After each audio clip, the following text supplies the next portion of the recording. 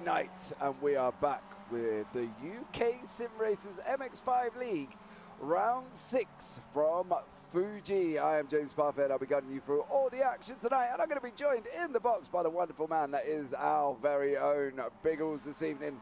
He's going to be coming in, joining me, and after last time out at Summit Point, it was an absolutely epic evening of racing, with Pete Newman taking the victory in 2 of the 4 races. He was followed in race 1 by JamesParfittBroadcasting and Pete Van Gaal. And then in race 2, he took the victory again, followed by Ralph Cullinan and Darrell Wright this time. So there we go. Race 3, Steve Hefford took the victory with Dan Hunt and Jamie Ayres in 2nd and 3rd respectively. And then in race 4, Dan Hunt got a victory, followed by Carl Hardy and Steve Hefford. So this week it is Fuji. We're currently at track length of 4.46 kilometers and in length outside the city of Oyama in Japan. So stay tuned for this one, because it's going to be absolutely amazing. If you are here for the first time, please don't forget to hit the subscribe, thumbs up, and turn on them bells for your notifications.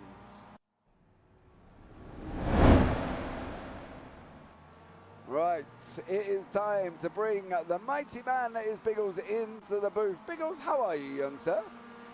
I'm fantastic to be back in Japan, my friend. Well, you know, Japan that possesses more than half of the world's industrial robots, but today it's going to be man and machine in harmony, mate. Japan, forest, mountains, and vending machines everywhere here in Fuji. So we'll be squeezing these cars around this just over 4 kilometer track, won't we? Yeah, 4 and expect kilometers. those overtakes right up into you can see the long straightaway, right up into that first turn.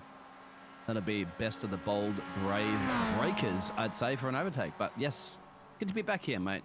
These trains are always on time, mate, and you have to talk to the British Rail about that one.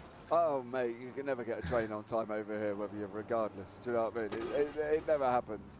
You might get the odd one, and then there might be cancellations that just really put you in the up the creek, shall we say, without a paddle. So there you go. It's not as hot here at the moment, mate, as it is obviously in the United Kingdom. But the trains here, mate, the average delay, believe it or not, it's just 18 seconds.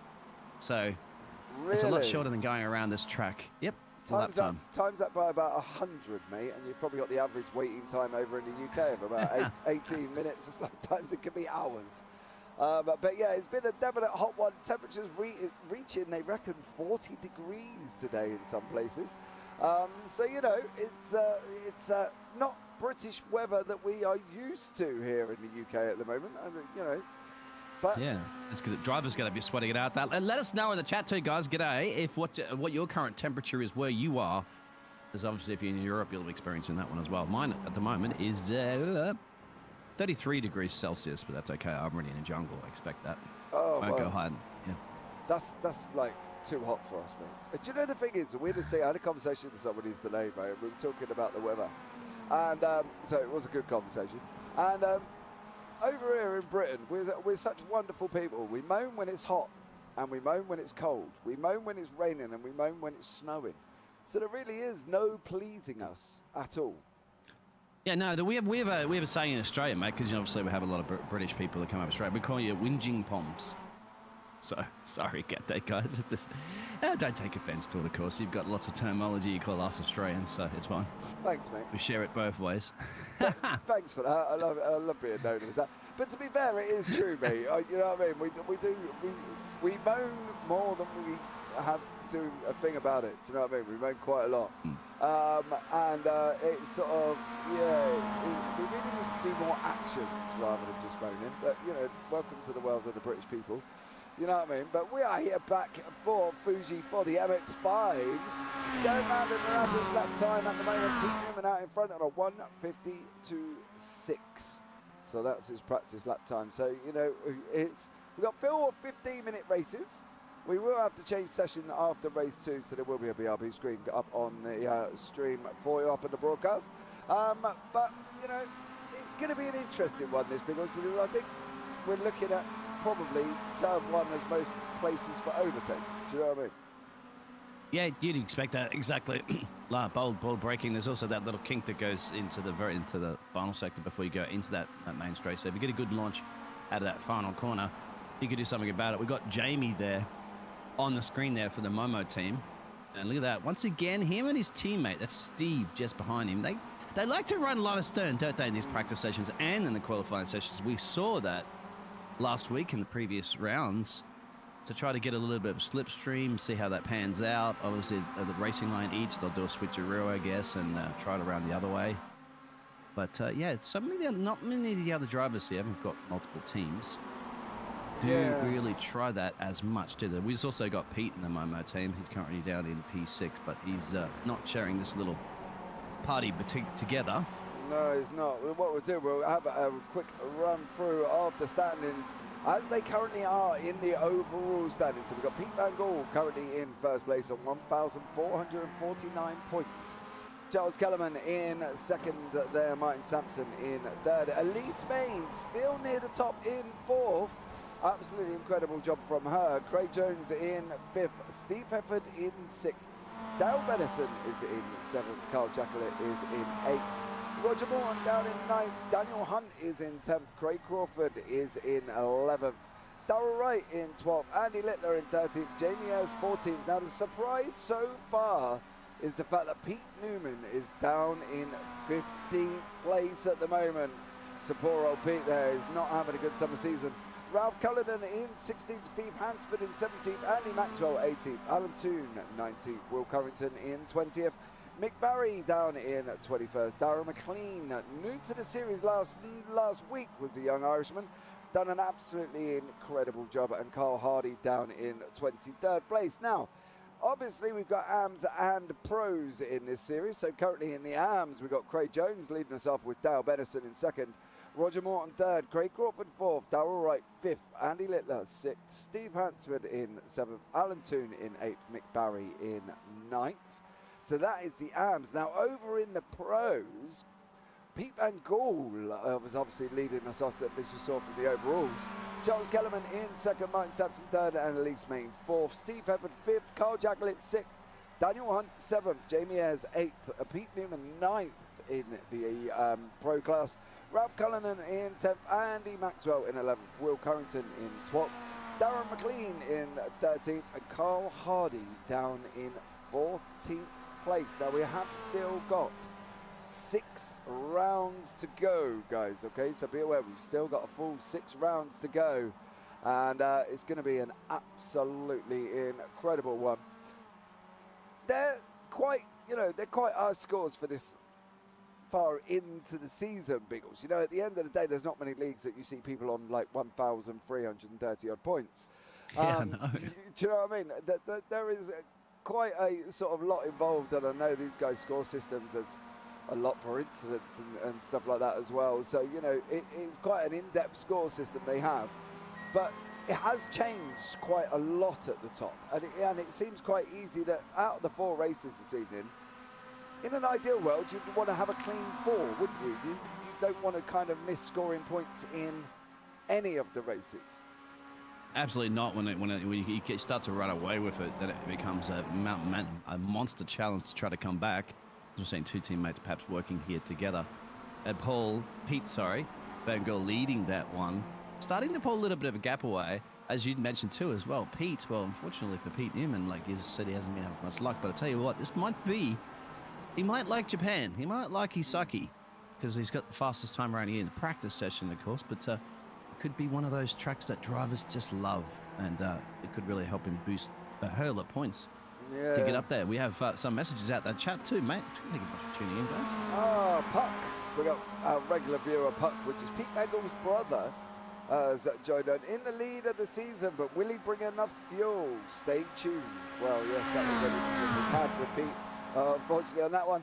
And Adrian Butock, can I get a shout out for Craig Jones, please, and wish him good luck. Thank you. There you go, young sir. Shout out done for you. Craig is currently leading the AMs and is currently 8th in the practice session. So stay tuned to see how Craig gets on. He's normally up and around the top, so he's in for a big haul of points hopefully this evening. And he's doing an absolute stellar job. He's had an absolute epic season this season. So big shout out to him. Yeah, absolutely incredible. I was going to say, he's setting a fashion statement, mate, because in the Result Clothing iRacing team. There you go. First punter coming. Hey, there we go. Come to the end of practice, guys. It started already. We're going to be going into qualifying very shortly. And don't forget, we've got a top 14 reverse grid tonight for race 2. So stay tuned for that one as we enter into the 15 minutes of qualifying. Cheers. No worries, mate. That's what we're here to do. Here to give them a shout out. These drivers deserve it. They do an absolutely stellar job every Tuesday. And, what's your temperature at the moment too, Adrian? I'm just curious there, mate. You guys out there, shout out what your current temperatures are. Well, we know what it is here on the track, mate. It's nice and cool. You'd love to be here right now, 18 degrees Celsius. Yeah, exactly. Typical British weather in Japan, but not in the UK.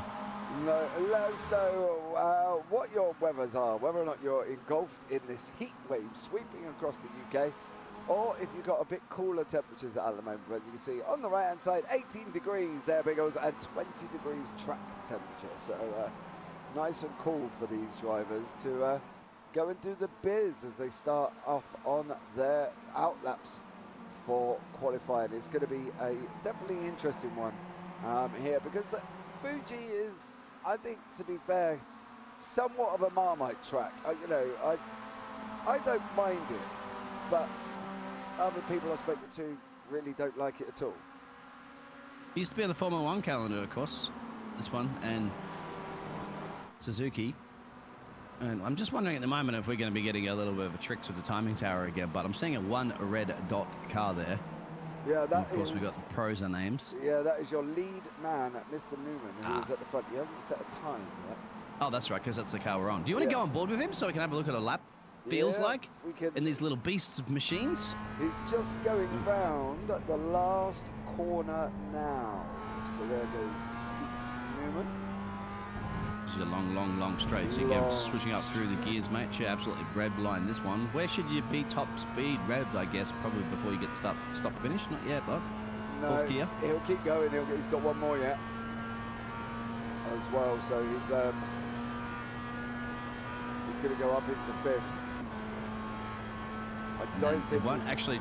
Don't think it'll red line before you get to the corner, will it? No. No, he's not going to hit full max on that one. It'll be on the brakes in a minute. There you go, at the edge of the curb. Down through the gears he goes, first gear. Running on that inside line, it helps him helps the car bounce around the corners. And then we've got the uphill left-hander. Parfitt said it's 34 degrees outside, 27 in here at the moment. So there we go. That's not too bad, mate. Yeah, you're about... Yeah, cool inside. Nice and chilled inside. I don't think what mine is at the moment, but I'm currently, under the full heat lamps. He's the same outside as me too, there, Puck. So we're sharing the 33s, 34s together. Yeah. And inside would be about the same. Yeah, here we go. So where is he in navigating through the infield? Yeah, he's at turn 6 at the moment. So we're rushing off. They're giving a little kink of 7, but it's hardly a turn to be fair. And then we're going to drop down through 8, 9, and 10. Now this is where the layout is. Normally we're on a chicane right about now, as you can see the chicane on the right hand side with the red bollards. It goes right, then it goes left, and it comes out into the rest of this part of the circuit. Ooh. Lift off big time there, didn't it? Yeah, he's gone out wide, the escape road. Yeah, he's not going to be doing. He's got tons of traffic behind him too, so he's probably going to have to let some of them through.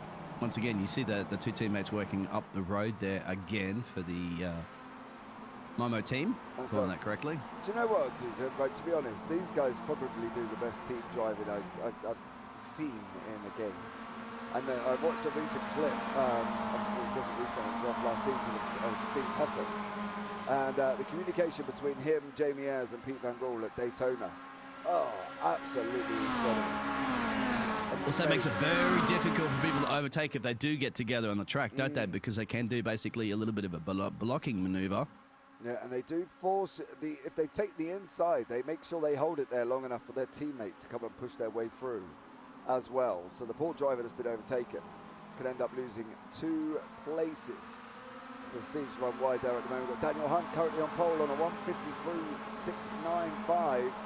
So Steve's now going to probably slot in behind Jamie Ayres there, car number 46. Jamie Ayres doing currently a 1:53.7, so they're on exactly the same time give or take a few thousandths of a second, which is absolutely incredible. But Steve now is pulling along Mr. Van Gaal behind him there as well. But these guys do love a good old team drive, mate. I tell you, they are probably one of the few masters in this league of team driving between these three Momo guys, because they do it rather well indeed. It pays off, but they're not leading the Constructors' Championship. Isn't going to let a very fast car coming through here. Is he going to go wide, compromise his exit, and that would be the man that's behind the 39 car, which is Martin, I think. Yeah, so you've got Martin Sampson, car number 80, Pete Van Gaal, car number 118 with the orange mirrors, with the Pure Sims logo down the side. It looks like he's had somewhat of a bit of a scrappy lap, as Pete. So it'll be interesting to see if he's got a time on the board and see what he can come across the line. So yeah, just wait for the times to come up shortly, and we'll see where these go. Pete Van Gaal takes pole position, Carl Jacklett in second, Daniel Hunt third, JBS fourth. Pete Newman can only muster fifth place currently at the moment. So Pete down in fifth. He had a bit, to be fair to Pete, he had a couple of rough rounds at the early beginning of the season, and I think that's what's affected his scores currently at round 6. Do you know what I mean? He had a few incidents that weren't his fault, as a few incidents that he was just tied up in, unfortunately, that unfortunately damaged the car and dropped him out. But generally, you know, he is a fairly steady driver. You know, he's nearly a 6K I rating, mate. So he's well up there with some of the best MX5 drivers. Absolutely, just look at those I ratings there as well too. So you're right, and well, now it's officially the halfway point, as I said, of a 12 race championship. So 12 track championship. Of course, we have multiple races. These cars do bounce, take out airborne quite a bit. They don't flip as much, thankfully, and they don't have any air conditioning, of course, because they're open roofed. Just a couple of roll bars. And we go on to the Barcelona National Circuit next week. It's going to be hot. Oh, yeah. If they run to true temperatures like it is today, it's just going to be absolutely roasting. I'm going to feel for the Formula 1 drivers this weekend, mate, and Paul Ricard, France, because it might cool down, they say, by the end of the week, but it's going to be stinking hot, and so those cars screaming around that track. Yeah, well, they're going to be, apparently here tomorrow, it's going to be a bit cooler. Highs of 24, 25, but, you know, it's not really cool. Yeah, be safe, of course, everybody out there. Hydrate. There's also some fires and things like that too, so always be cautious. Yeah, do you notice the little fists that are on the 39 car just behind there? Like, so it's elbows. That's not elbows out. That's fisting out. And he's trying to give you a little bit of a fist bump. Yeah, Pete Van Gaal there, car number 39. Pete Newman has just popped it on pole on a 152.499. So the first man into the 152s. This evening. We've got 18 cars on track, so there's going to be an interesting one as well to see how all these lads and ladies get round this Fuji circuit. So stay tuned and see how it all pans out. But again, thank you so much for joining us this evening. If you are here for the first time, don't subscribe, turn on the bells for notifications, and give the video a big old thumbs up, and drop a comment down in chat. Let us know how we've done, how the racing was, what was your best race, was it race 1, 2, 3 or 4? You know, fill the comments up, don't be afraid to comment, because we love a good comment, and I promise I will respond to all comments. So there we go. Somebody just got really wide around that corner as they're trying to push these cars to the absolute limit and try to find a little bit more time, but of course you push too much and get off track, and they'll invalidate your lap.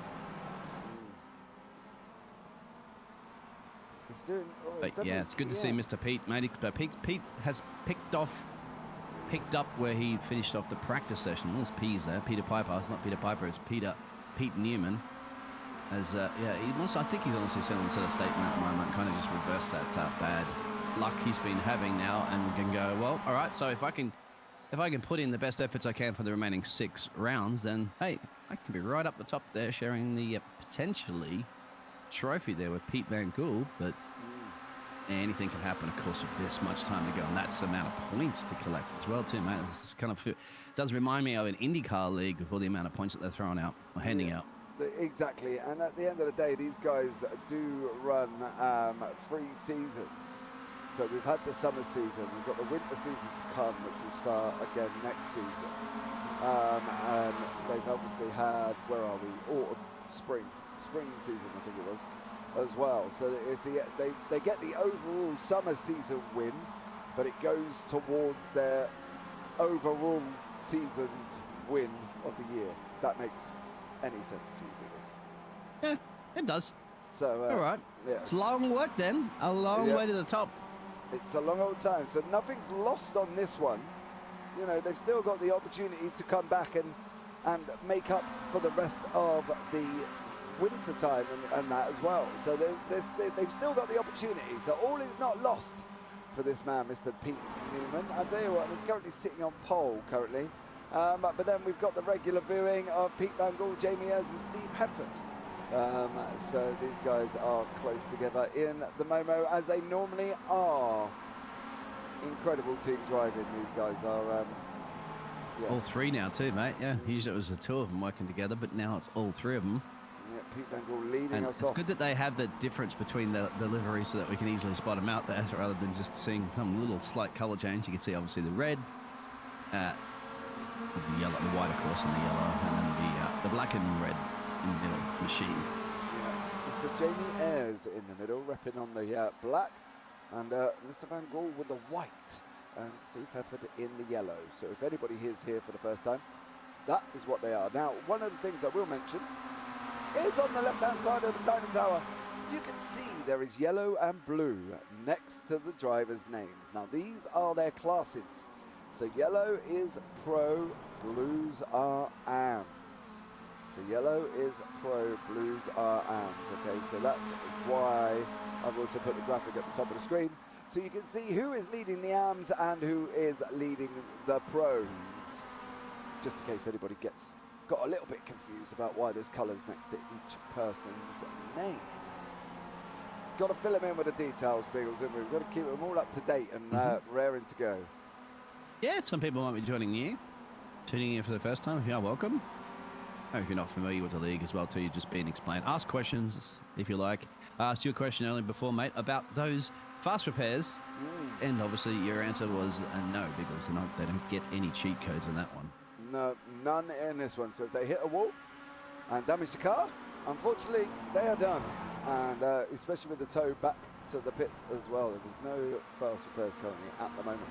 So, you know, not generally though, I think with a league like this, Biggles, I think where the drivers are all friends and they've been driving together for a while, you know, they don't seem to have that many incidents that are, I'm going to put punishable, I suppose. There's a couple and a few stewards' decisions that come out and be like, nope, you're not doing that again. But generally overall, even though this league is so full of action, and if you've not seen this league before, please stay, because you will see exactly what we mean.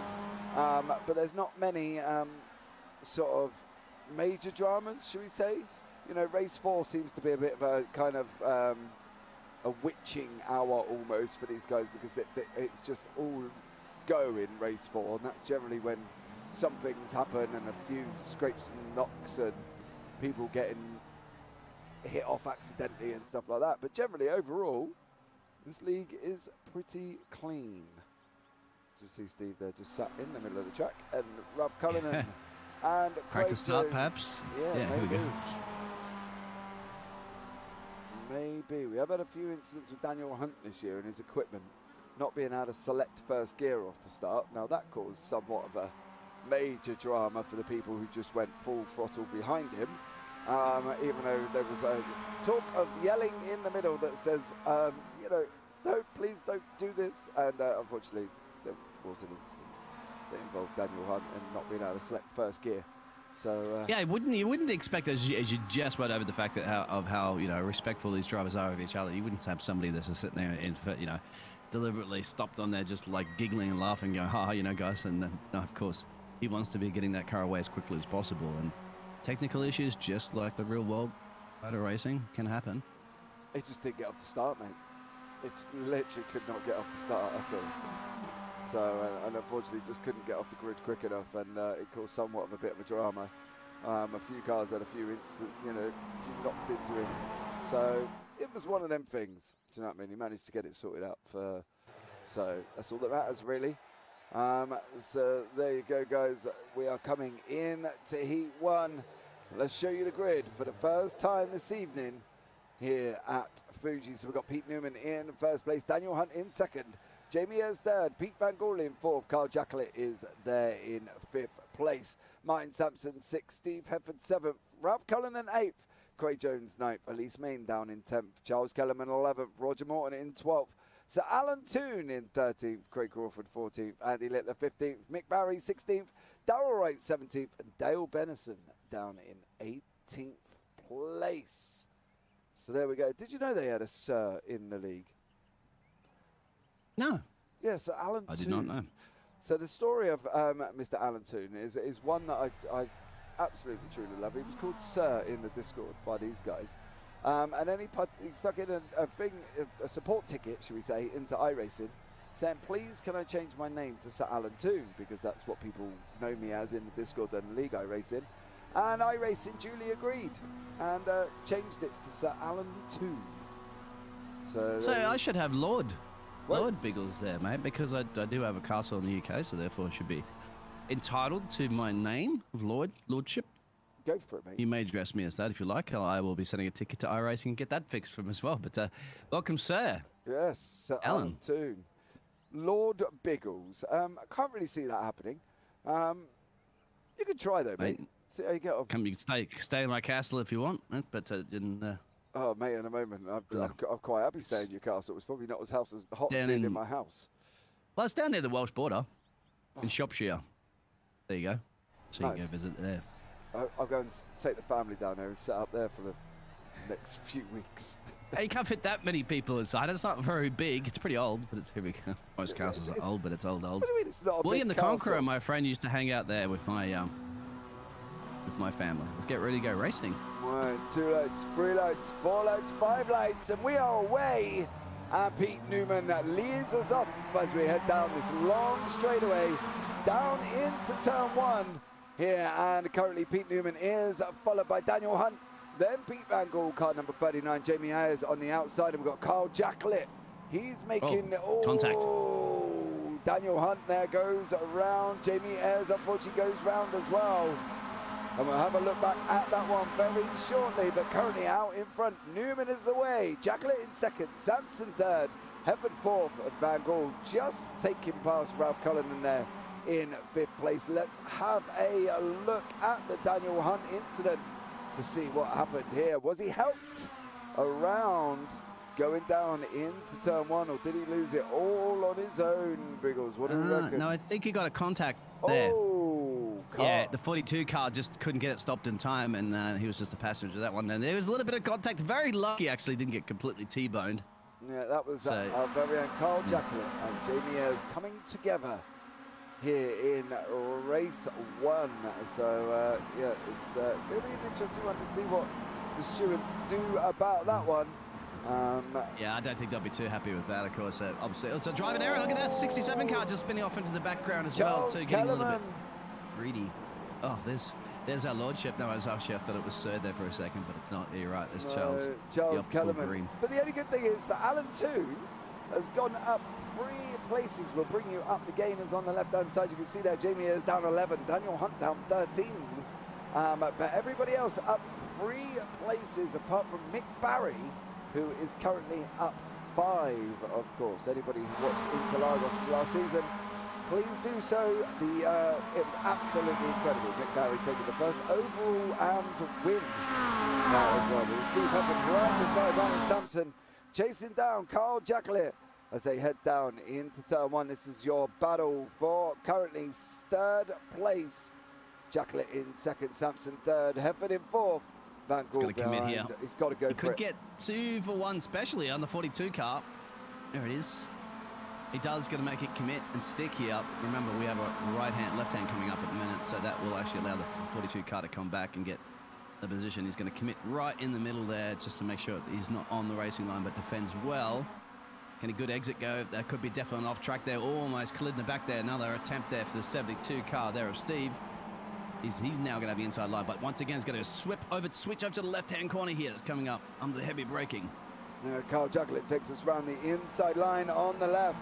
You can see these guys going too wide for about 4 corners. Martin Sampson's tightened up the corner, and he's looking at coming around the outside. Surely they're not going to make it 3 wide as they head down into turn 10. I think Steve Hefford has got this one done finally after an epic battle round the first few corners of this racetrack. And currently Steve now is in second place. Not done and dusted yet though, Biggles, is it? No, now you got this very tricky tactical part here because you got to sweep it over. This is where you can't really have that many cars go through side by side. We do have 2. And then finally you're going to get it around this corner here. And then you got a heavy braking zone to your right. And it's going to be all about a fantastic exit here where you're going to defend because you got this long straightaway now. I think that might have been a pretty good exit there. Was it up the road? No, not so great actually, I'd have to say, for the 72 car, which means allow Carl to maybe make a run here. And obviously he has that man in his mirrors there, the 80 car of Martin. Yeah, it's Carl Jacqueline. Here we go, we're tucked up right behind him on board. We're going to go to the left. We're going to have a look and see if Steve Hefford is beside us. Here's Martin Sampson's coming through. They're going to make it 3 wide. Going down the straight, Pete Van Gaal wants a piece. It's going to be 4. Make that 4. Yeah, mate. Oh, 4 wide, going down into turn 1. This surely can't work. Can it work? I think, well, you said they were kind of pretty well. They are pretty well behaved. It'll slide into 2, file of 2s now. They got through there, mate. Yep. Sorry, I was closing my eyes there for a second. It's never going to work. Now they're just, it's like Noah's Ark, mate. The MX5 is going 2 by 2. Sampson, Van Gaal, Hefford, and Jacqueline. Closely followed by Cullinan there, car number 32, and Jones is behind him. Currently as well in 7th place overall, but as you can see at the top of your screen, he's leading the AMs. So Craig Jones doing another absolute stellar job this week, closely followed by Elise Main. Don't forget Elise Main, she sits 4th in the championship, so it's definitely going to be wanting to look at try and claim as maximum points as she can this evening. And is currently climbing all over the back of Craig Jones. This is just one battle. You just can't take your eyes off. As you can see over there, 2, 4, 6, 7 cars all locked in, and we've got a long straightaway coming up. Can we get 4 wide? You got to feel, don't you, that Martin's got to be like, feels like he's slowing away, but he's kind of pulling away now. And this is all helping Mr. Pete. It's because Pete's day, of course. Pete's got a 4-point-something, almost a 4.5-second gap down the road there. Once again, he doesn't need to worry about this party that's behind him. He needs to keep doing what he needs to do. We've got 22 laps to go, no problems. But this is it. Everybody's hungry for that P2 spot. And that's everybody, isn't it? We're talking about 6, 7 cars here. Yeah, as you see there, with 9 minutes roughly on the clock. That was on my setting, unfortunately. So 9 minutes remaining and 1:53 a lap. As you can see, Jacqueline trying to make moves past Ralph Cullinan there. Cullinan's looking at defending. Is he going to send Jacqueline down the inside? He's left the door open. He's braked the car down a little bit, but Van Gaal's made a move up front as well. Van Gaal is in 2nd place. Hefford in 3rd, maybe even, yeah. Oh, I don't know if that's going to get 3rd. Sampson's surely going to be looking at taking up that left-hander on the inside. I would send it in deep, wouldn't you, Biggles? Yeah, if gap car, always. Racing drivers, fully send, never lift, they say. Never lift. Never Don't lift. even worry about a brake pedal. I remove that out of my cars every time I'm racing. It doesn't exist. I just downshift. Oh, blow your engine up. Oh, Look at the, you can too. Look at the gap. It looks like Mr. Van Gaal's got since he got that breakaway. And that's the man leading the championship. He wants to hunt down Pete Newman. I'm quite sure he'll have enough time. It's got a big arse there, mate. It's literally got a big arse. But I believe we've got Andy Littler in front of us. There is Newman further off down the field. There are battles all the way through. This one with the jumping and changing has just been absolutely incredible. But let's flick down and see Daniel Hunt on his way back through the order. Car number 7 there. You can see him closely followed by Roger Moore. He's chasing down Jamie Ayres, of course, and these guys were at the front. but due to their first corner incident, oh, this is spin up the road too, no, so Samson. that driver's going to have to wait. Oh, Yeah, a lot. Mine Samson. Martin, yeah. Poor Mine Samson. We'll have a look and see what happened to him. He's not moving. No, he's got to wait. I think he's just waiting for this last car to come around because he has to turn. And there it is. See, he does the right thing. Oh, he might be having technical issues there because the car's stuck. Let's have a look and see what happened here. It looks like he's gone in too deep here. Look at this. He's going to go wide. Catch there. He caught the chicane and there it is. And then just had to sit there and just painfully watch everybody drive past him. Yeah, but he's jumped straight back into the pit. So I don't know if hitting them sausage curbs didn't do him any favours whatsoever. Jamie Ayres and Daniel Hunt are running side by side down into turn one. Hunt on the left, car number 7. 46 is Ayres in the Momo, and that is Daniel Hunt up into 8th place. Daniel's on a charger. He has got about a 6-second gap up the road though. So is that the Daniel Hunt that's related to is it James Hunt, the Formula 1 driver? No relation? Who knows? I don't know. We'd have to ask. To be honest, yeah, but maybe I have to put that to him and see what he says. But these two guys are not giving up yet, and they're not, going to stop that fight. Neither is Craig Crawford and Mick Barry. The battle of the arms down here. Mick, of course, you've got Interlagos. Biggles was just incredible. Mick took it. Not only did he take his ever first podium, but he did it with a victory as well. You see, I missed it, mate, because I was down on the beaches in Rio. So I was too much carnivaling. I should have been watching the race. But, dude, it was... Pina coladas. Oh, yeah. Beautiful Brazilian women. What do you expect? It was absolutely incredible, dude. And I did, unfortunately, deafen everybody, not only on the broadcast, but in my house, because I was stood up cheering for Mick Barry. It was that's good then. It's a good race. Yeah. If you wake it up the neighborhood, you know you're in for a good race. Absolutely. The neighbors are like, God, James is at it again. Look at that. In the background, 72 running. And you hit those sausage curbs. That car, my friend, will turn into a spaceship. It'll be flying. It's going to be... In fact, if you do it right, you could jump the car ahead of you. Yeah, straight over top, like a pool shot. Oh, they're boxing. Oh, no, they're moving across the racing line for a second. I'm a bit bizarre because Carl Jacklin should have, I would have thought, stayed up behind Mr. Hefford there. I'm not quite sure why you would have pulled out of the draft, especially as Steve was getting the draft from Pete up front. So, only Carl Jacklin knows why he pulled out of the draft. But myself, being a racing driver, somewhat, I'll say somewhat because I'm not overly amazing at it, I probably would have stayed settled in there, but never mind. They're doing defensive work again because that's just, once again, Pete's not, I'd say, running away up the road completely with this one, just to make sure he's going to allow his teammate there, Steve, to look at this. This is where it gets frustrating because Carl, 42 car, look at the way they're going to space this. So where can Carl go? This is the issue. Look at the different racing lines that they've been taking. This is the Momo team up the road. Carl now has to think, wait, where is it? I don't know if you could go on board and see sort of what opportunities he can have to park it, because you can just see, we've seen this again, the defense of this Momo team when they work together it's great. Now it can get all pearl shaped, of course. Both of them can go off completely, and then Carl can get 2 in one hit. But at the moment, I know Pete could probably will run away up the road in this one, but he's helping his teammate for sure. It's got to secure that P2 and P3. Yeah, he's got to pull Steve along. But we had Martin Sampson in chat, who we wondered why he didn't move.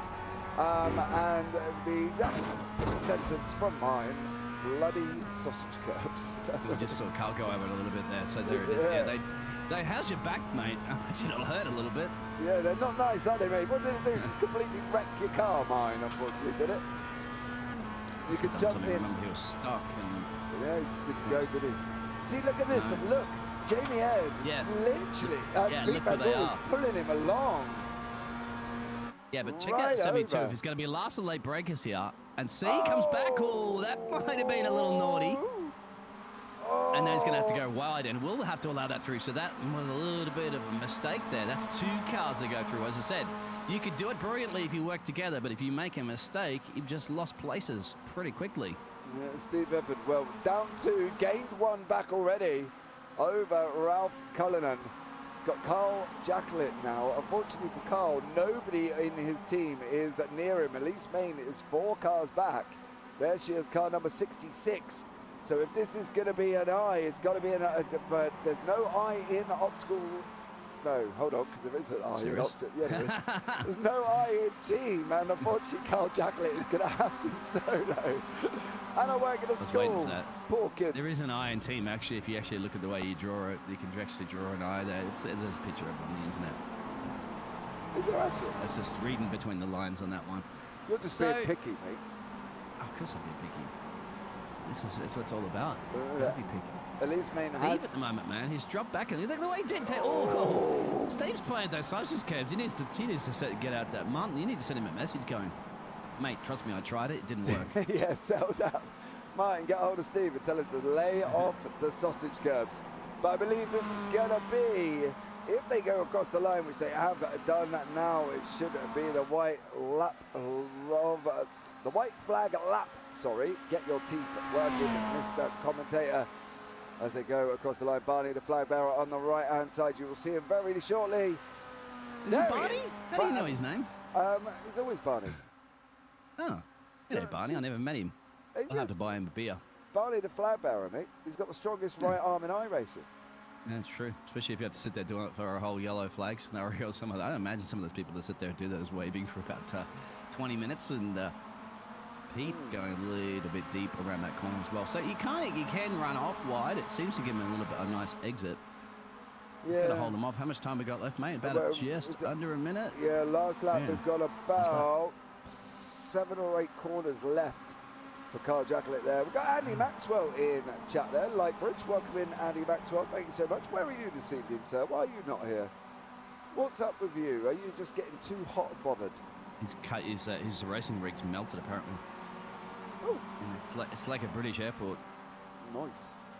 It's one of the airports that are shut down because of that, mate. Here it is. I don't know, mate. I tell you, the airport's closed things just for the sake of closing them. But Pete Van Gogh and Carl Jacklett, they're coming around turn 10.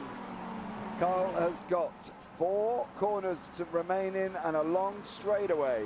So can he stay close to Pete Van Gogh as they head through now, going through 12 and 13. Jacklett's taking a different line, no, it's going to be a bit of a miracle here for sure.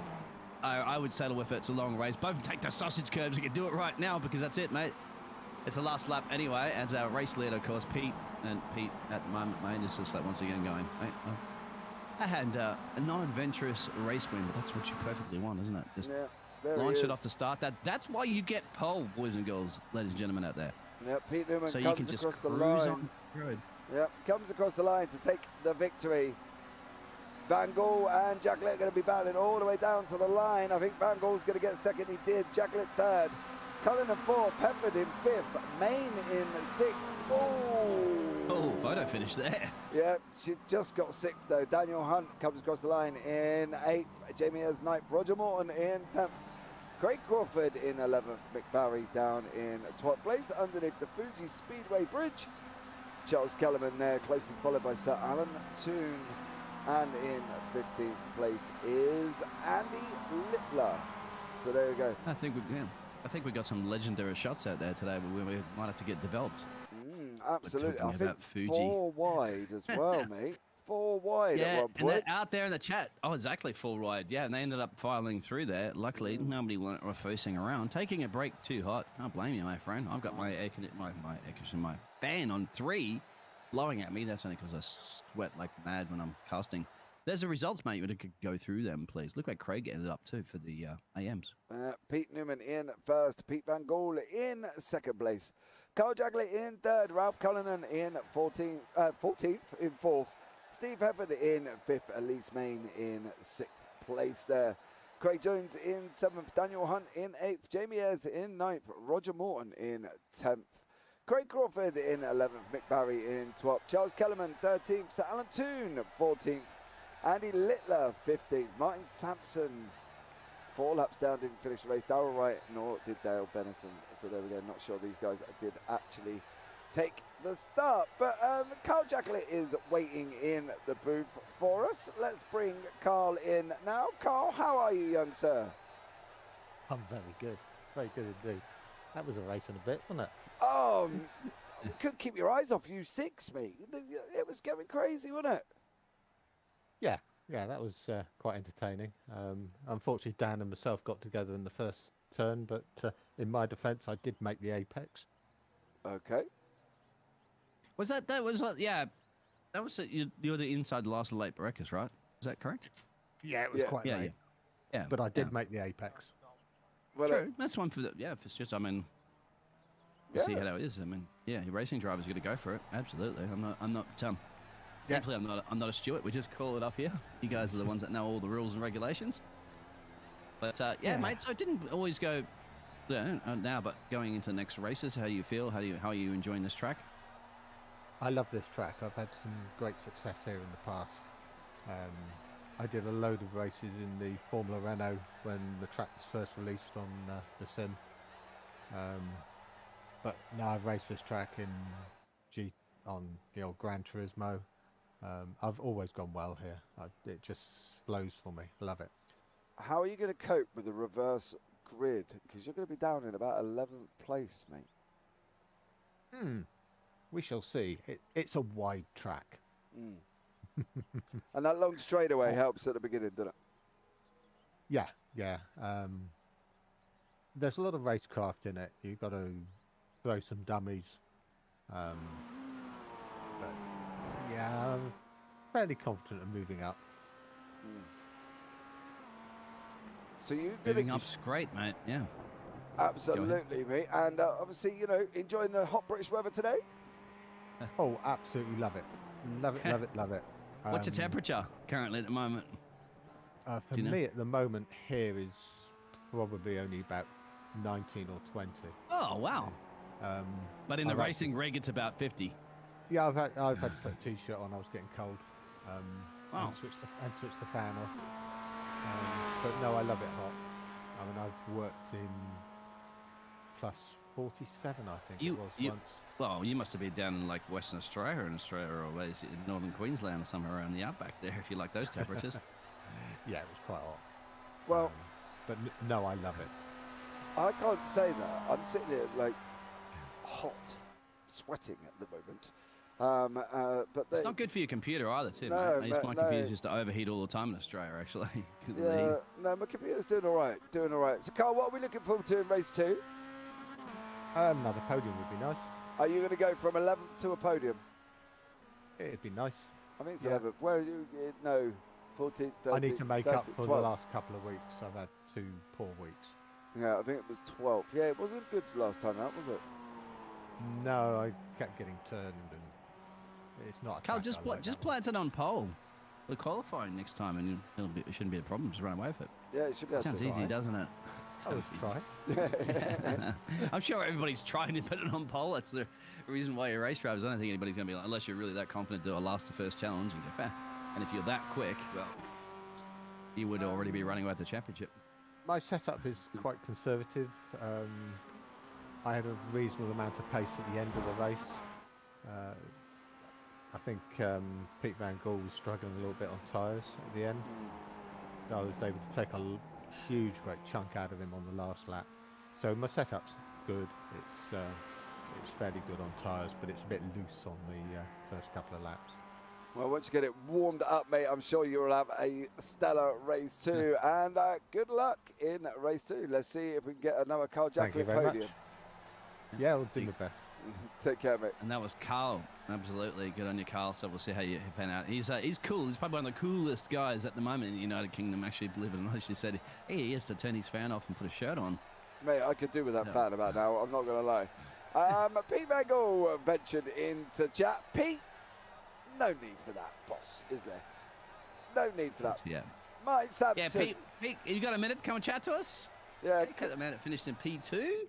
Come and have a chat, mate. Come and talk to me. Come on. We can give you calm you down and give you a cuddle. We'll be all right.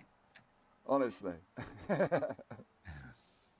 Yeah, either that or obviously the man that did a fantastic job, didn't it? As you were saying, not having the best of luck, but Pete Newman, remember, wasn't it? Yeah, he's That won that race. So if Pete's available as well, it's a bit shy on the booth, mate. Doesn't always like doing interviews, so we don't really disturb Mr. Newman too much. All right, then, Pete, you get in here. Come on, Mr. Van Gogh or Martin Sampson, tell us about your experience with those startling sausage curbs that ended your race. We got about just under 4 minutes remaining of practice. So Steve Everett's back out on track. That's a little bit unusual.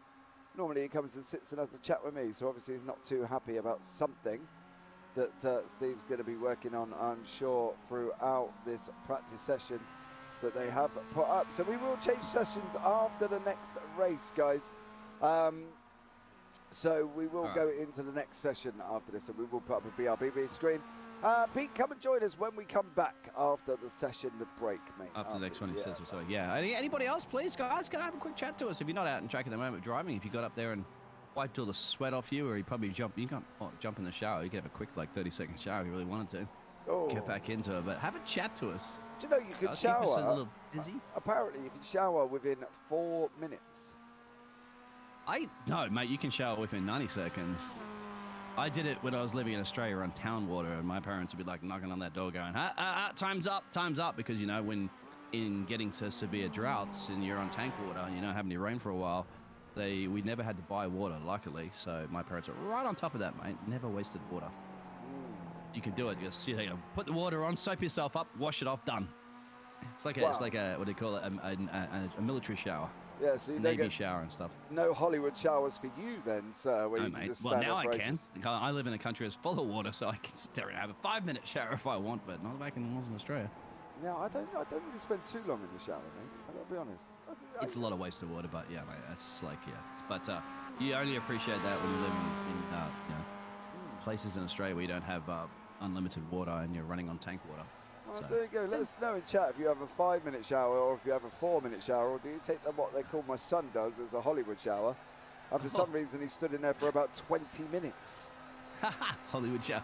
Oh, by the way, and I have some for you, and this is a no BS, but my shower, right, that my dad put in there was a telephone booth, a telephone box. Yeah, but that would be cool. no BS, my friend. He was building the house next door, so we had a temporary house that we had, and of course, really good to save money. He was working in telecommunications and stuff at the time, and of course, telecommunications. He got a telephone box and said, well, this makes a perfect shower, right? You don't have to spend money building your shower out, all the glass and all that sort of stuff. You just put the box in there, put the plumbing in, bang. So I was in a telephone box every time I showered. Yeah, but see, that would be cool to me. I don't know about you. It was cool. I always showed my friends when they came over, mate, and I was like, they couldn't believe it, of course, and you see it. Was it a red one, though? No, but ours in Australia were different. They were not like your classic blue ones that you guys have, like the TARDIS or something like that, which would be awesome, but we didn't have them in Australia, of course. But it had glass doors, it's like all glass, like you'd expect a telephone box to be. But what colour was it? It was just orange. Well, it was orange to the, only at the top, but most of it was glass, where the logo of the telecommunications company was. And that's outside of your house? No, there was in. He put it inside. He put it inside your house? Yeah, got it inside, mate. Pulled it apart, put it back together. My dad was pretty good with his, he built the house. I helped paint it with him. See, that would be cool to be able to walk into your bathroom and see a telephone box. Yeah. You know what I mean? I think if I ever find I'll have to look for some photos somewhere around there and see if I can get it to you. Yeah, you have to, mate. I'll get them out and see. He took the. I don't think he didn't take the whole box, the actual telephone out as well, too. I think he kept some of it in there because it was, how the industrial grade, man, they can handle the punishment of people slamming them and damaging them and try to vandalize them. There we go. An insight there, isn't it, into Biggles' life in Australia. But here is the grid for race 2. So we've got Sir Alan Toon leading us away. Charles Kellerman in second place. Mick Barry in third. Craig Crawford in fourth. Roger Morton fifth. Jamie Ayres sixth. Daniel Hunt seventh. Craig Jones eighth. Elise Main ninth. Steve Pepper 10th. Ralph Cullinan in 11th. Carl Jacklett in 12th. Pete Van Gogh 13th. Pete Newman 14th. Andy Littler 15th. Martin Sampson 16th. Darrell Wright 17th. Dale Benison 18th place. Wow. Here we go now. The lights are on. It's time to dial one home, guys. Oh, jump start. Jump start by Steve Hefford. Yep. Oh, no. Day late, a dollar shot on that one, Steve. Now he's going to wait for everybody to go through unless it's been DQ'd. A little launch there from Charles. Gets it away. That's the, I was going to say, that's the Mazda car, but they're all Mazdas. That's the 67 behind him. 657, 92. This is going to be tight going into this first corner. We saw first corner little love tapping going on. Yeah, they all made it round. Yeah. Charles Kellerman leads us away with Mick Barry currently in second place. The gainers and losers are on your left-hand side. We saw Steve Hefford drop all the way down to the back of the field, and he's going to have a penalty as well. He will have a stop and goal penalty, probably around about 40 seconds. So unfortunately for Steve, that was not a good start. And I think if we have a chat with him, I can guarantee you now he'll say his foot slipped off the clutch. Because Yeah, it was hot. it did. But why would you? Barry's Do you have to? gone round. Oh, there's somebody around, so we Mick spoke a little bit Barry too soon. and Carl Jacklett come together. Oh, It's like a Beatles song, isn't it? Right now. Don't come together right now, my friends. oh, Not just yet, but they did. no. Mick Barry goes round first. And I believe, if I'm not mistaken, you're going to see the hurtling Carl Jacklett come Yeah. in beside him. There he There it is. goes. He went- Here he comes went to- Carl. Greedy, and then nowhere to go. That's a T-bone. Well, we expected that. Oh, it almost avoided that in the first race. But yeah, didn't it? He went too into the spotting into the apex there and couldn't stop the car on time, of course, and then the brakes and just goes flip-a-doo. Yep, around he goes. But currently, Charles Kellerman is leading us away by about 1.8. He's got 1.5 at the moment. There's action further back with this man as well. Pete Newman is behind him as well. Martin Sampson, Craig Crawford. These guys are all locked in. Is this going to be a 4 wide with Ralph Cullinan and Darrell Wright? As you can see these guys now leading us up down the start finish straight. Absolutely incredible. Up in the air Barry, we the go. flagman's excited. Oh, as he's he's watching him going down into turn 1. He's always excited, mate. He's always excited. Darrell Wright now on the right-hand side. He's making a move past Craig Crawford. Goes on to the brakes. Is he going to make it stick round the inside? I believe he is, and that's Darrell Wright. Safely. Yeah, safely. Job done for him. Absolutely incredible for him. And there you go. But Jamie Ayres, Charles Kellerman. See, it's hard for Charles now, right? Because he's at the front of the field. And he reminds me of that injured gazelle that's being chased down by the lion in the nature programs. Because I can guarantee you now, Jamie Ayres and Daniel Hunt are going to be mad from what happened in race 1. And they're going to go hell to leather, and Charles Kellerman is going to have to defend like crazy. Because if he doesn't... Actually, it kind of reminds me, I can't remember what it was, that Nat Geo Planet Earth documentary or something like that, where David Attenborough was casting it, when he's calling those snakes that were trying to attack one of those creatures. I can't remember what it was, but that was like almost like a horror movie, wasn't it? When they're just like, he's got to think about it, there's snakes behind him, and there's a lot of them. There's about 18 of them ready to attack him. So it's going to feel like he's the prey here with all these predators. And look at that, different racing line. Once again, we're seeing there from Jamie. Yeah, see, Charles and Daniel took the more conventional route around that corner. A little bit wide, cut the corner off as much as you can. But this is going to be time what will tell. And Mr. Newman is in the back at the moment. He's up 7 places. Darrell Wright's at 9. Absolutely incredible drive from them two guys as we head down this long straightaway now. And this is going to be the move from Jamie Ayres. He takes to the left-hand side of the track already. Is this going to be job done? Is Daniel Hunt going to get involved as well? Mr. Hunt is going to go, look. He's going to go. They're going to go free down into turn 1. But the racing line goes to the 67. Believe the 46 pulling just ahead there now. Get a good exit. The 67 can go up into the very right-hand side here. Try to get a good exit. No, not done at all. Actually lost 2 places, unfortunately, there for Charles. That's Jamie in the lead, Daniel in P2. Yeah, absolutely. Mr. Hunt is in 2nd place. Kellerman 3rd, Morton 4th, Main 5th, Newman 6th, Jones 7th, Cullinan 8th, Wright in 9th, and Van Gaal all the way down in 10th place. He has just cleared Darrell Wright at the moment, so he's going to be looking at coming back through the field. Next on his list is Mr. Ralph Cullinan. So Alan Toon here is having this little bit of a scrap with Carl Jacklett and Craig Crawford. Carl, of course, with a very sick MX5, I would have thought. Whether or not he's going to be down on power after going straight into the side of Mr. Mick Barry. Martin Sampson's on his way through. He's climbing all over the back of Darrell Wright at the moment as well to try and make places, of course, with that reverse grid of the top 14. They've got to be able to make it through safely. I think that's the thing, Biggles, isn't it? When you're in a top 14 reverse, mate, they've got to try and get through safely. The faster cars overtaking some of the slower cars. That's why you want to be in a team safeguard by result. That's showing you that safety is number one, of course, and you see that battle at the moment. There's Martin trying to bring it to the safety guard team man right there, Darrell Wright. I had a little bit of a pun there from Sir Alan Toon. That's right, I was going to say, be careful around Sir Alan Toon, my friend, because if you overtake him, he'll send you to the gallows. Here we go. 9 minutes remaining of this race, and pressure back up into the top of the timesheets of Mr. Hunt. Daniel versus Jamie in the Momo team, 46, and here we go.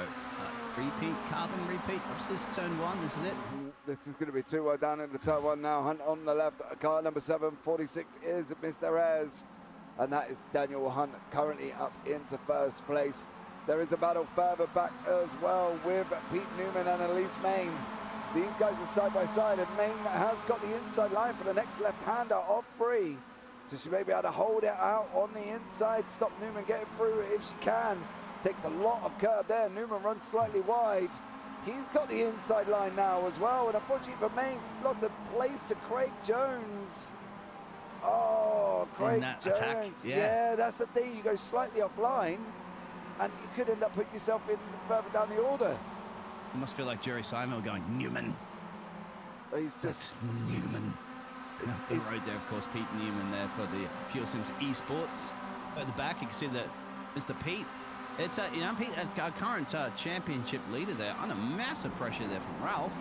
Yeah, Ralph Cullinan, car number 32, is literally Van Gool takes and leaps the car in the air. That is not a good way, mate. That's not a good way of taking that corner. That's the way he does it all the time, but if you actually notice, he really uses the track limits to the absolute edge. And I go back to that start there. If you did the jump start, I would have committed to it. You have to say the drive-through anyway, so you might as well just jump start everybody.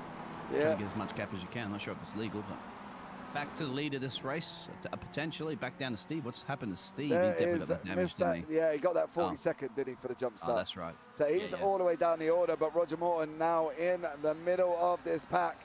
Daniel Hunt out in front, being closed down by Jamie Ayres. Is this going to be another switcheroo of positions? You can see Newman and Morton changing as well. Hunt, here he goes again.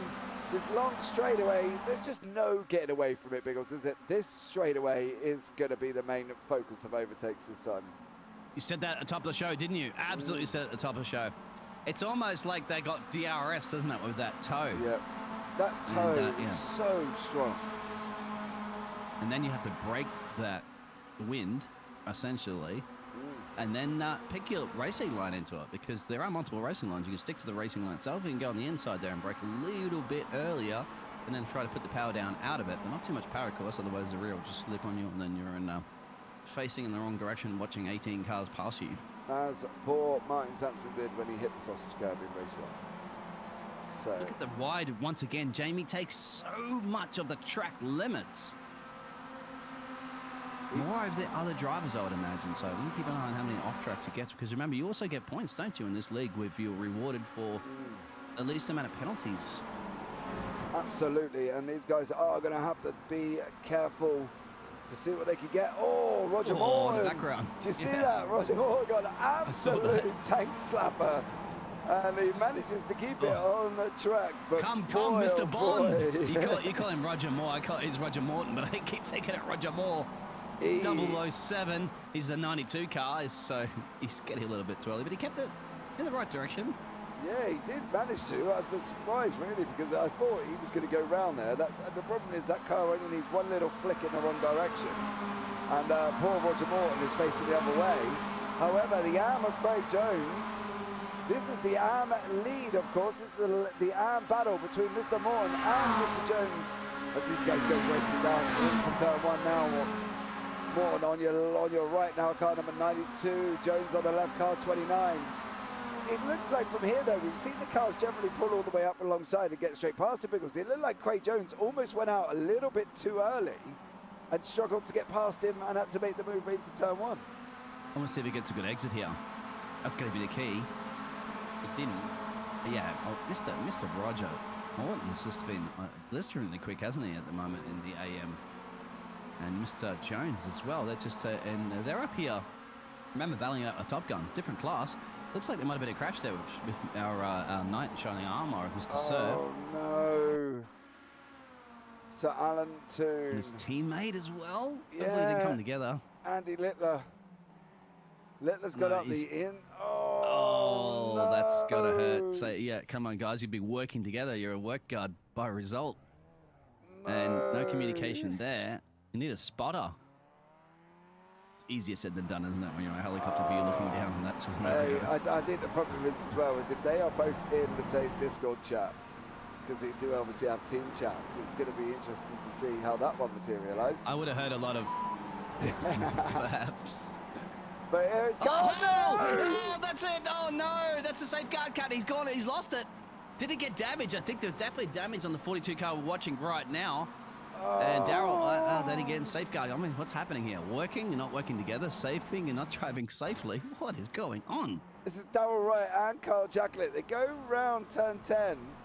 Daryl Wright goes, it's just on the grass. Nothing wrong Daryl could do there because, I'm sorry, the other way around because, you know, he's just he's got his pedal down and he's committed to the gas. And unfortunately, Carl's there and that's just what happens. But look at this still. Resuming again, mate. But this is it, 3 minutes. So you got about 1 or 2 laps if you're lucky. That was incredible by Daniel Hunt. And I'll give you a reason for that, because Jamie Ayres passed him at the beginning of that straight. Then Daniel will come back in front and passed him towards the end of the straight. And it looks like Jamie Ayres is going to get him going into turn 3. Taking the inside, Newman's there as well. Newman's up 11 places. Newman could get this, actually. I think this is going to swing back the other way. Remember, you got a heavy braking up the top of the hill here to the left. He's got to commit it, I'd say, stick it, but that means he's going to be really heavy on the brakes, and he can't do this. That's Newman. And that's just ahead there of Daniel. Gotta make sure you get a good exit. Might not. It's going to be side by side, and they're going to go a little bit of a straightaway now, but it's going to be to the right-hand corner. So will that help Newman out? Oh, as he goes down on the inside, car number 118 there goes on to the right, coming into turn 10. Fast right-hander. It looks like Hunt's got a little bit of an exit here. He's going to try and come up the inside into 11. Here we go now, round 11 we go. Then they got the tricky. Keep it on the track, bud. Oh, those sausage curbs, they hurt you a little bit. It might have actually helped him somehow. If he didn't get damage, of course. He's got it. Yeah, he's got him. He got him, but the problem is he's tightened up that corner, and now he's got to tighten up the last one. So he's had to go on defensive since Daniel Hunt could just take his line round here. And this is where Newman is going to be. Oh, another sausage curb counts as well. Why is it we see sausage curbs and instantly we sit back and think, because I'm thinking about sausage rolls. I miss them a lot. Do you know my daughter was eating a sausage roll for dinner? Oh, stop teasing me, man. Mate, no, come on. Absolutely incredible.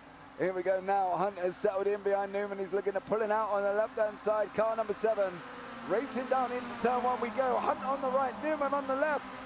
Down into turn 1, 118 and 7. And Daniel Hunt. Oh, 7 slamming on the brakes. You can see the rear sliding.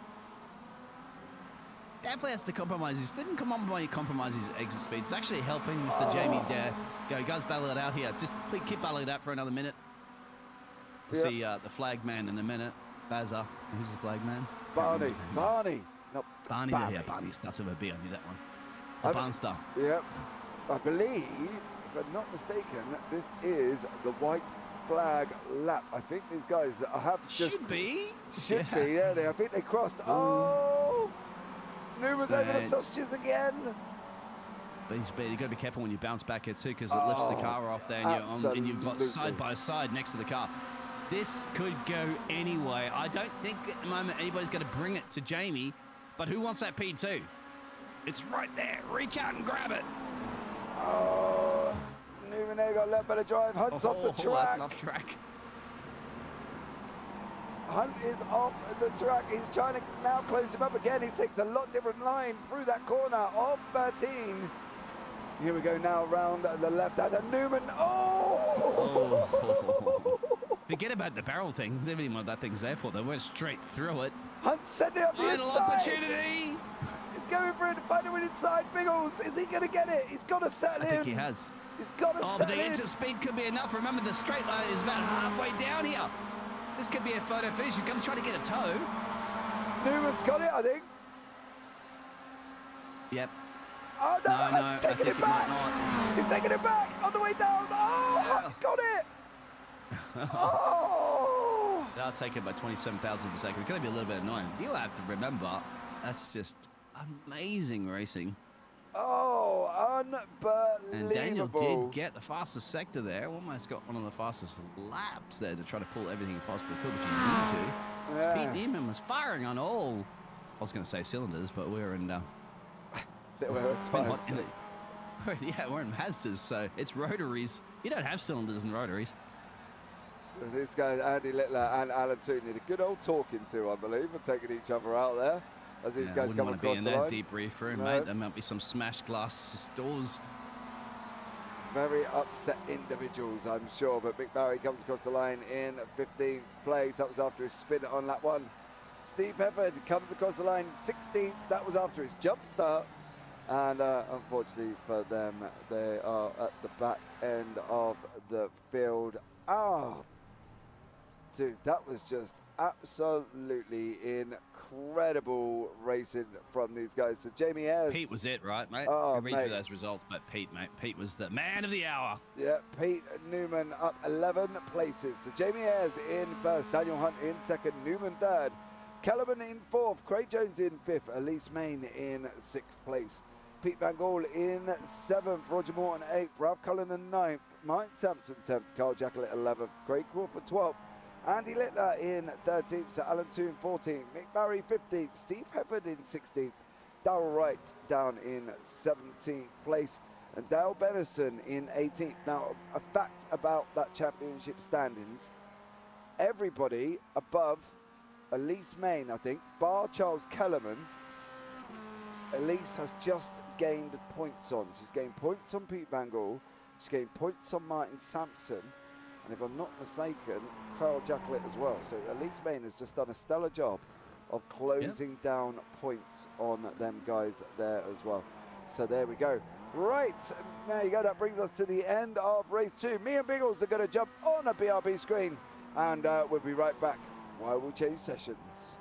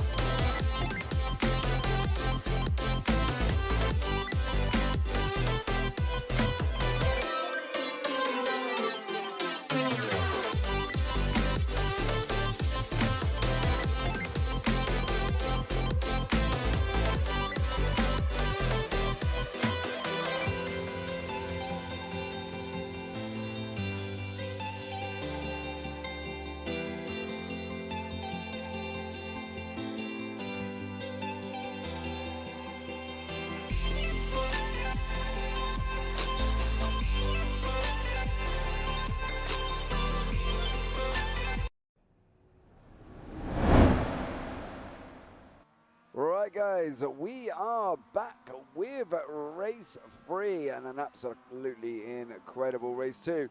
I've got Mr. Pete Van Gool in the box waiting to have a chat with me, so let's bring in Pete into the booth. Pete, how are you, young sir? Oh, I'm all right. I'm just looking at the session. I think Mick has put up a session with the wrong layout, so... Oh, yes, you've got the chicane. Yeah, so I think he's going to put up a different one, a new one. Oh, hold on, and then let me switch boxes, because otherwise I'll have to change the session. 2 seconds. Tick tock, tick tock. Right, I'm back on right. Cam, guys. Hope you're all well. While we figure out, is he going to put another one up, Mr. Pete Van Gool? Don't know, but I just mentioned it earlier in the other chat box, so I just noticed when it was loading in. But I suppose he's going to put a new one up. We can all hang out. There's a fantastic sushi train. Have you ever been to Sushi Train before? The Sushi Train restaurant just where was it? I can't remember what stand it was. It's around somewhere in the grandstands, mate, where you can get. We can all sit down to the races and Sushi Trains, of course, pick out what you like. Sake is beautiful around here, obviously, if you're old enough to drink it. Or if you're bold and brave enough to drink it. Yeah, it's good sake. Well, and yeah, we can check out James. Don't you?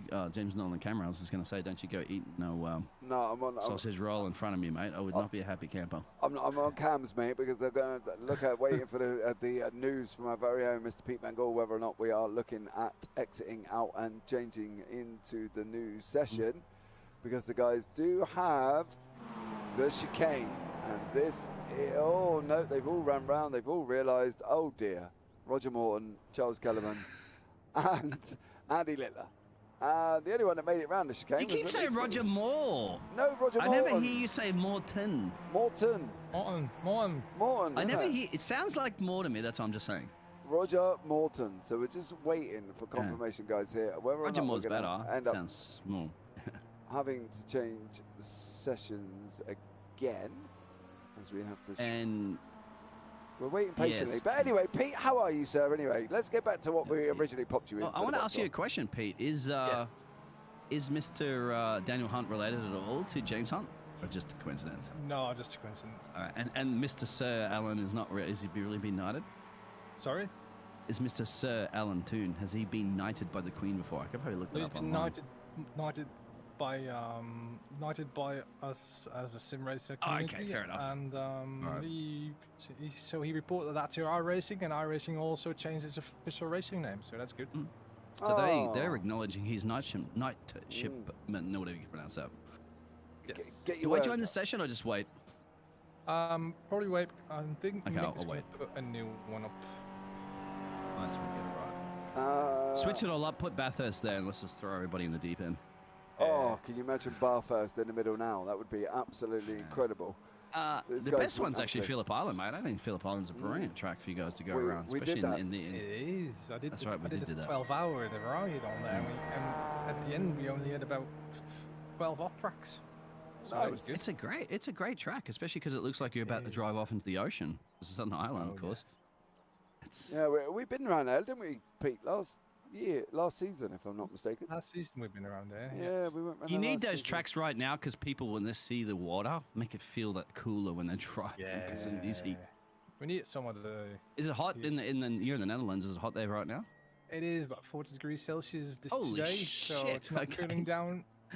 And soon it's not. What part of the Netherlands are you in? I'm in the south near the Belgian border. Ah, okay. I think I've only been through there and train station. I had a chance to get out there, and I lived in Amsterdam for 6 months. Nice. I didn't get out of the city enough, man. I was really disappointed with that after. I was like, fuck, what am I doing? Staying in the city. Right. Plenty to go sightseeing. It's, Biggles getting a little bit excited now, forgetting to press his little bleep button.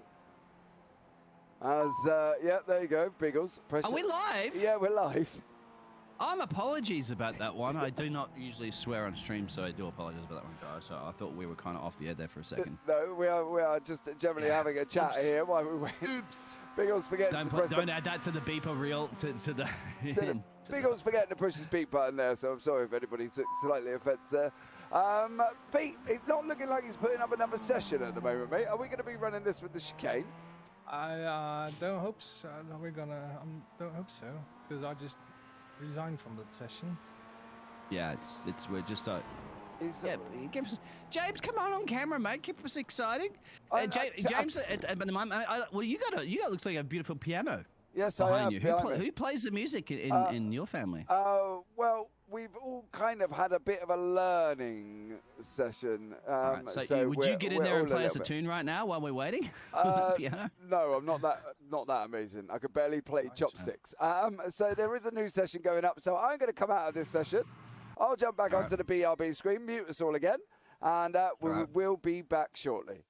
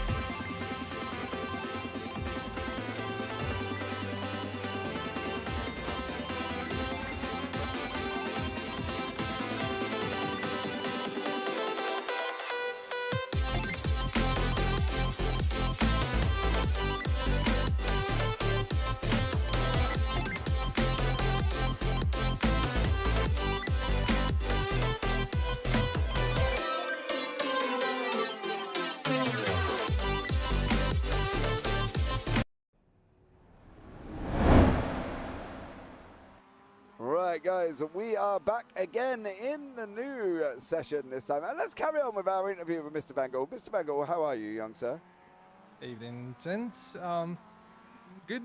It's the first time we're racing Fuji with our league, and it's quite a fun track, to be honest. I've been practicing the wrong layout last week, so it's a bit of a relief we don't have that chicane in there, because that's a really tight right to left on there.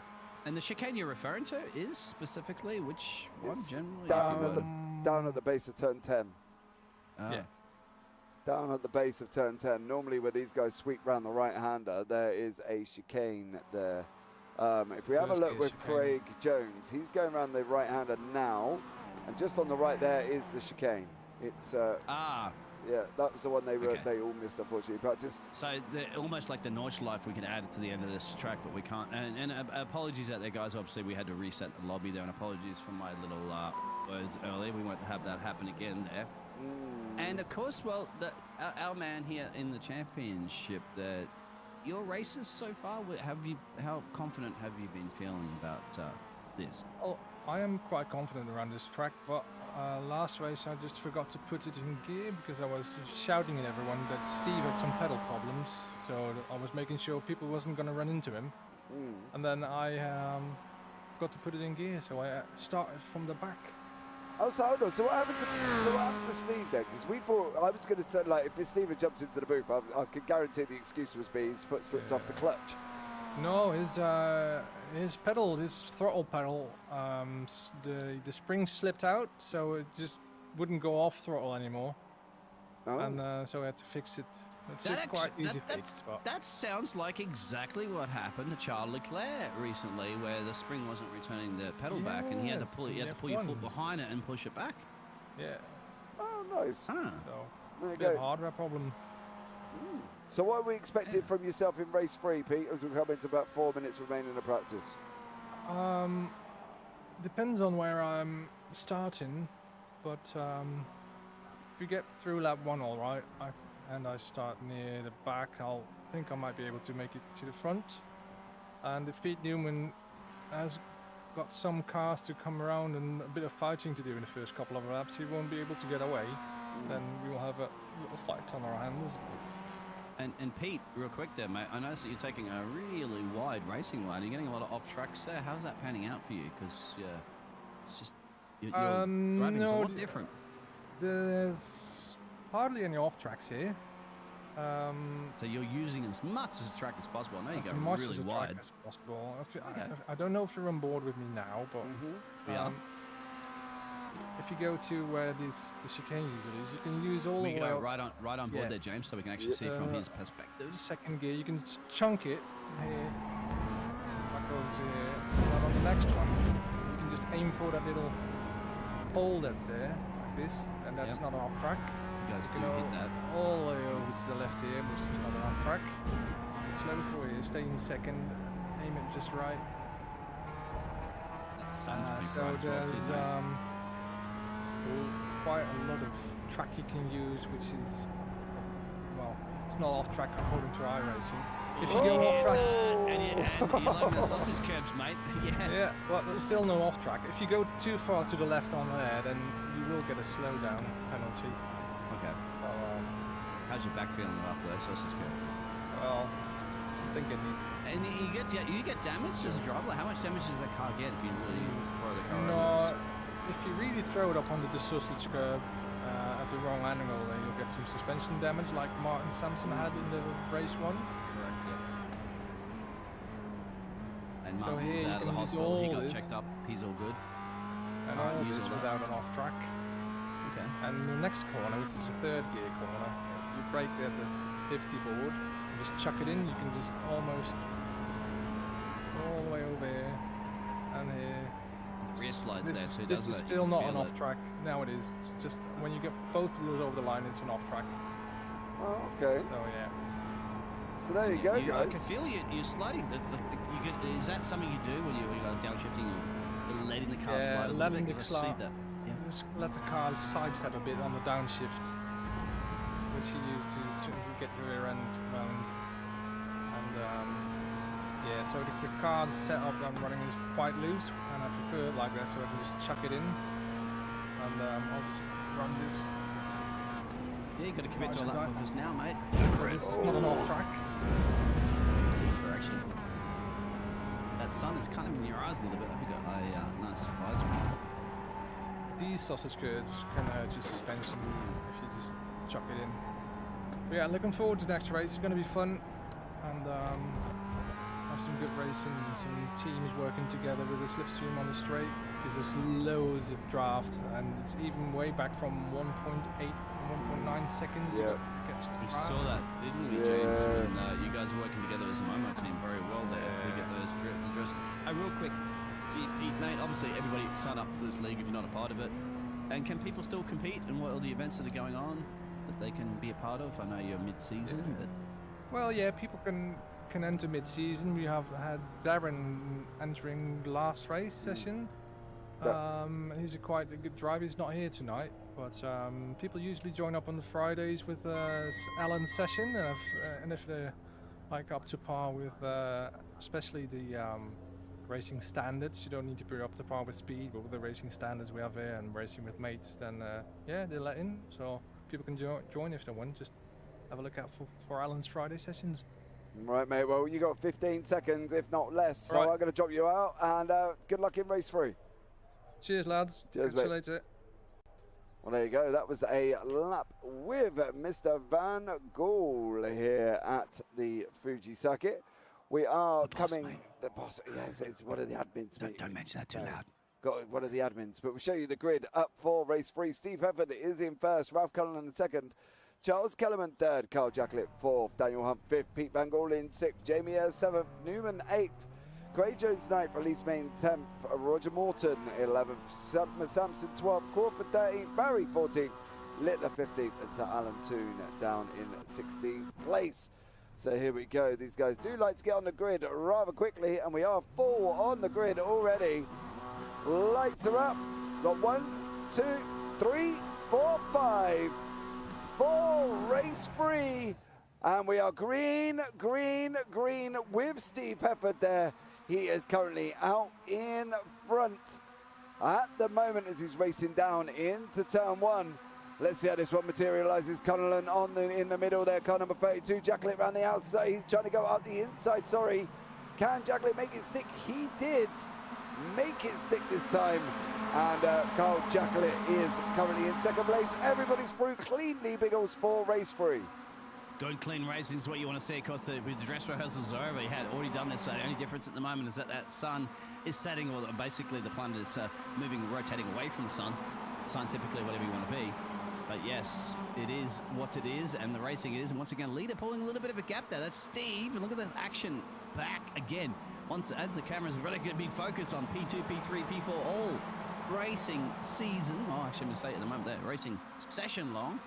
Today out there, Darryl was saying something not having VR issues, unfortunately. But it is what it is currently. You make do with what you have. We had drivers with upshifting issues and all sorts of stuff. So far, mate, we're getting to the third sector. Yeah, here we go now. See Mick Barry, car 675. He's taking a trip down the grass. Oh, there's action further back.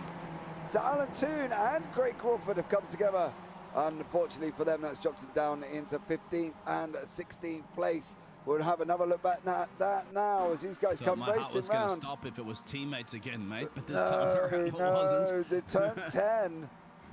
Crawford's gone, the exit speed was so much there. I mean, I don't know. I wouldn't want to be a marshal on that one. No. Oh, there's been another one. Elise Main and Craig Jones. What has been going on here? It's the third sector, isn't it? Yeah, the tiny bit. That's on the. Oh, Elise Main goes round. That's on the last corner. Yeah. And there goes Craig Elise Main, Jones. mate, you didn't cast. You didn't cast the Elise.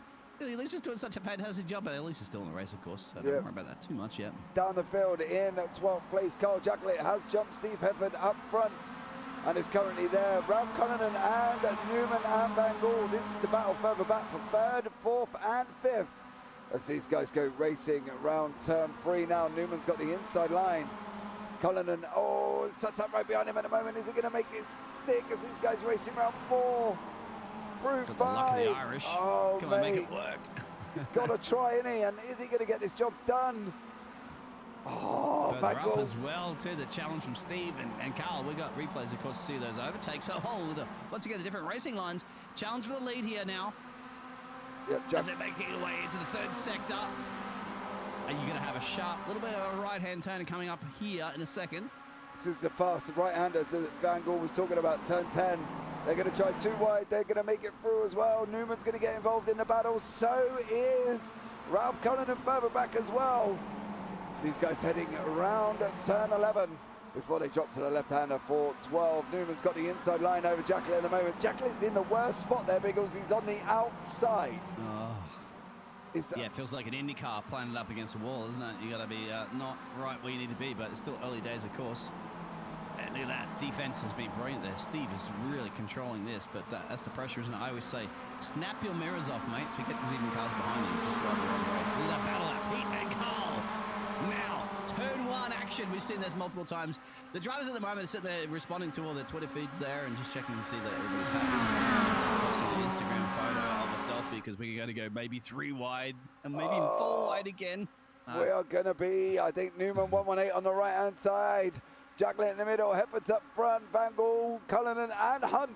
And behind them is car 67, which is Charles Kellerman. They're going to try and go 3 wide into the corner. Oh, I like to live dangerously. Don't take these drivers. Gladiators, sorry. This is just incredible. I still manage to get through there every time. I know, you kind of sit back and think, if this was an official now, it would just be absolute chaos. But at the moment, these guys so far, so good, keeping it on track. Everybody's still running. Well, there's been obviously Alan Toon and Craig Crawford and Elise Main and Craig Jones. But then at the back of the field, Elise Main in 11th, Craig Jones 14th, Craig Crawford 15th, and Alan Toon in 16th place. So at the moment, that's why we love this league. Mate, that's why we love this league, mate, because it's good. Elbows aren't racing, but respectful. Delightful, very gentlemanish, of course, it's the United Kingdom, so jolly old chaps. I like it. Of course, we do have drivers from all over different nationalities, but it doesn't matter where you're from. They drive like they're the best of friends and pals. Of course, mortal enemies. A little bit of an overspeed moment there. Could have cost. Who was that back in P3? Pete Newman, yeah, 118. He's got 32. Ralph Cullinan right behind him as well. I tell you what though, Pete has had a lot better evenings than he's probably had. It's probably one of his best evenings he's had. He's on par to finish all 3 races so far. Currently we've got 1 more after this as well. So there you go, Darryl. Chico cursing him. Darryl Wright. Yeah, he's got the VR issues, so unfortunately. Challenge for the lead again. Oh, there against the wall. It's tight against the fence here. Oh, look at that. Beekeeper, look out for Pete here. Good season opportunity. If they do there too much. Contact on the straight. Elbows out, guys. Don't speak too soon about how clean your racing is. Oh. Everett's still there, though. I thought Everett had gone then when he disappeared to the right-hand side. I thought that was it. 3 wide. Look at that crackle, mate. That's a thunderstorm brewing right here in Japan. Oh, these guys now are going around the left under a 3.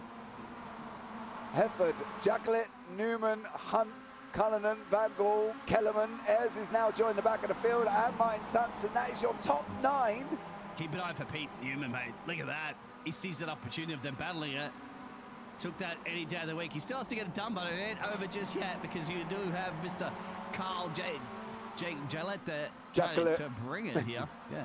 Carl Jacklin, Biggles butcher of names, strikes again as we're headed down turn 10. Dude, 9 cars within a space of about 1.5 seconds of each other. This is unbelievable. Hunt has just got up the inside of Jacklin into turn 10 as well. Non-stop action with 4 laps remaining, and we're coming to the end of lap 4 now. This is anybody's game at all, and as you can see from the gainers on the left hand side, Newman is your biggest, 1 on 6, Hunt on 2, Cullinan down 3, Kellerman down 4, Sampson up 4 as well, and I don't think this is over yet, Biggles. I've got to be honest. Absolutely not. Once again, Newman.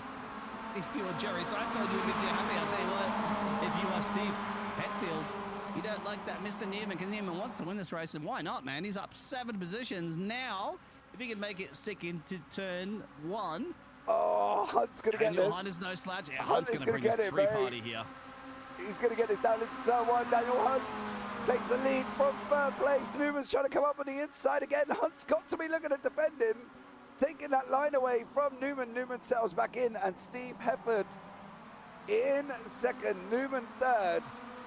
Jacklin, I think, is in 4th, and then Cullinan, there is the Ralph Cullinan in 5th, Pete Van Gaal in 6th, Kellerman in 7th. Where did Jamie Ayres go? during that, he was coming up to the back of this battle. And where did Jamie Ayres disappear to? He's all the way down. He's in the pits. Did he forget? He surely would not have forgotten fuel. I don't know. We'll see if we can find that one out in a minute. We'll replay that. Here it is. The Well, back I of the hill. think Watch out. In the car, Martin. Martin gets past Jamie Ayres. That's a lift off. Yeah. That's the total There lift he off. is. So do you have damage? Did he just Yeah, rip something off? He's parked it. Technical issue or something's happened there because you know. Oh, he blew the engine up. The engine's... Oh, the engine's mate, that's coming out of smoking. your paycheck, all right? The mechanic's got to fix that one up for the next race. He's still So running. that's it. There was a big puff of smoke out the back, but did he just take it into the pits? Yeah, he's out now. Yeah, 'cause he's I think it out, blew isn't he? up, mate. I think it's done. It didn't catch on fire, so thankfully No, no, but it was a- science situation. Massive puff of smoke there. Look at them all taking off tracks at turn one. Oh, Who's going to get the slowdown? avoid the sausage curve, mate. I was surprised that we went launching over that one. Oh, look at this train of MX5s led away by Daniel Hunt. Daniel Hunt has got to get that MX5 on that wall. Because here comes Hefford. He's taking the inside line. It's going to be contact. Jacqueline's going to send him 4 into turn 1. Oh. Now this gets a little sketchy. You know, they're good drivers. But at this level of entertainment, this level of speed, you need your spotter there. Car left, car right, car left, car middle, car forward, car backwards. That's what the spotter would be telling you right now. In fact, I'd tell the spotter to say, just drive forward. Here we go. Oh, let's That's getting a little contact. spicy. Somebody's around, and that's unfortunately, that's Pete. Pete in the Newman. fence. Oh, no. Oh. You're breaking up a little bit for me there, James. I'm getting excited I if was something's trying breaking to up. I was trying to get excited, and then I was trying to be sympathetic because Newman went round and he's taking it back into the pits. And unfortunately, I think if we have a look on the chopper, they try to go 3 wide. There we go. There's Jacqueline, Hefford, Newman, Hunt. Jacqueline hung it out. Newman hit the curb, hit Hunt.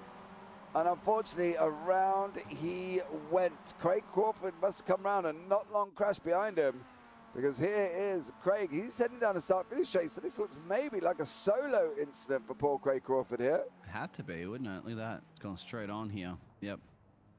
That's a Biggles rookie mistake right there. Yeah, and In I fact, think it's not really because I'd be in the fence. yeah, he managed to keep it out. Upside down. Yeah, so that, but then again, I guess we've been lucky, my friend, haven't we? 5 into 1 corner so far. We've had very, very lucky escapes. It's almost like you go back to one of those reward movies. Not the great escape, of course. This is definitely what they call MX season racing here for the UK Sim Racers. But yeah, mate, there's only so much luck happening, so eventually something's going to go pearl-shaped. Well, Van Gool has picked up luck, mate. He's now in the 2nd place. He's up 4 currently at the moment. The battle behind is Roger Morton. He is currently leading the AM, so we're going to have a look back at that one. There is Roger Morton, Craig Jones, Mick Barry there as well. Elise Main trying to come back through the field after her early spin. For half a second, it's gone down to 3.6 now. Barry free. Oh, Craig Jones here is on a mission, and Roger Morton is in the front of the line. Yeah, Roger's more worried about Jones. That's a little bit behind him. He's got to be worried Isn't about he? him. You see, Yeah. AM's battle, mate. These are, you know, Yeah. the championships. Roger's been the man that's in control of this at the moment. So you want to go away this weekend from Japan saying, you know, this is it. This is my track. I've dominated it. So if you can get that done, make it stick brilliantly. But now, mate, 1 lap to go. This is going to be enough time. You know, I think, to be honest with you, I think Craig Jones has got to close that gap up coming around these next section of corners. And he's got to stay as tight as possible round 11, 12, 13 and 14, because otherwise it's not going to be close enough. Elise Main, the Lioness herself, is down in 11th, recovering through after a spin in the last corner. So there is Elise Main, Roger Morton. Oh! Craig Jones Yeah, held that Roger's one. had to lift off of that one. Back to the top of the timesheets here. So, Van Gogh, we spoke to Pete before. Pete knows where the mistakes are. Pete uses that track to his absolute limit. Nobody goes to the sausage curve apart from him. It looks like Mr. Steve Steve Parfitt Parfitt, back yeah. there. But it's going to be up to the moment. Can Daniel Hunt hold off the Pete Machine? And the Pete Machine, of course, is the man leading this championship at the moment. So even if you do, Daniel, you got to deny him some more points there. Otherwise, he's going to start running away with the championship. 3 abreast behind them. Yeah, Steve Evan, Carl Jacklett, Ralph Cullinan. They're going to be taking it 3 wide down into turn 1. How is this going to work? We're on the last lap. Daniel Hunt has taken a position. He's still managed to, hold the position from Van Gaal. He's gone in deep, though. That's going to allow Van Gaal back through. Is Van Gaal going to hold it? Hunt has got the inside line for 3 there, Biggles. It's going to be a tough ask. You want to go for it. Yeah, you don't want Pete, even though Pete's the boss, of course, but don't worry about it right now, mate. On track, he's nothing. He's just another driver. He's just another car. He's another overtake. It's up to Daniel Hunt to hunt him down and destroy his opportunity of winning this race. And Daniel you can get this one. You gain 3 positions. Pete's now gaining 5, but you got to make sure you keep him looking in his mirrors on the last lap. Here's your challenge. Get your good exit. Where can you get the overtake done? Definitely through that 3rd sector, mate. It's going to come down to this now. Yeah, they've got to have a good turn 10, mate. If Van Gaal bounces that curb and it slows his car down like he's been doing throughout the whole of this race, he's done it again. That's going to allow Hunt to try and run him too wide around the outside of 11. Is Daniel Hunt going to be brave enough to do it? He has. He's going to commit. He's going to have the inside. He's got the inside line now, exactly. He's but pulling him around off. the other way. He's pulling him off the inside line. Here is Daniel Hunt running now. Can he hold it round the last corner? One more corner, exactly. Best of the last lap break is going to go to exit. Otherwise, you're going to be photo finish. He's got to hold the curb. He's got to hold the curb. Exit. Look at the exit he got. He's done it. I have to say he's done it. He's held him off. Daniel Hunt has got the victory in race 3. As they come across the line, it flags up quite early here at Fuji. He got him. He got him. Exit was all Daniel the key. Hunt got the victory. Van Gaal in 2nd. Hefford in 3rd. Unbelievable that race, Ros Biggles. I tell you what, give me them sort of races any time of day. Andy Littler coming across the line in 12th. You know why we love esports racing, my friend, Mr. James? What's up? Because as much as we love real racing, it's just not as entertaining as esports No. racing. No, Esports mate. racing is so much entertaining. And once again, Mr. Roger Morton, secures the AM class there. Oh. A class of his own. As we're just watching everybody just having a little bit of fun there, making sure their engineers are going to be working tooth and nail for the next 5 minutes to get those cars ready for the next race. It's not over yet. Can you believe that? It's not over yet. We've got one more to go. And here is the race results for race 3. Daniel Hunt takes the victory. Van Gaal in 2nd. Steve Hefford in 3rd. Carl Jacklett in 4th place. Ralph Cullinan in 5th. Charles Kellerman 6th. Martin Sampson 7th. Roger Morton in 8th. Elise Main in 9th. Craig Jones 10th. Mick Barry 11th. Andy Littler 12th. Craig Crawford 13th. Sir Alan Toon 14th. Pete Newman 15th. And Jamie Ayres down in 16th place. Well, I think you agree, guys, that was an absolutely epic race 3. But we're going to go and change another into the next session, guys. So we will be back very, very shortly.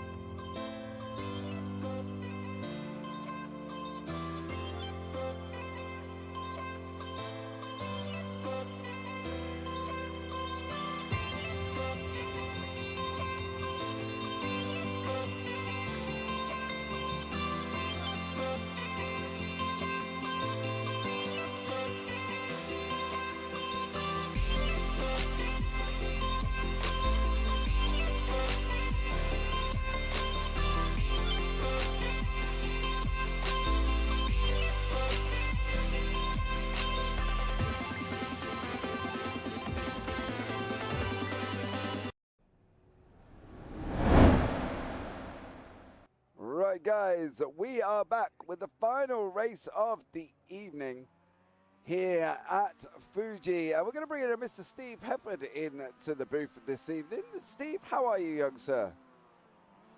Yeah, not so bad. Got a poorly throttle pedal. I thought I'd better go and explain myself. Well, I thought you were going to come in and say that your foot slipped off the clutch.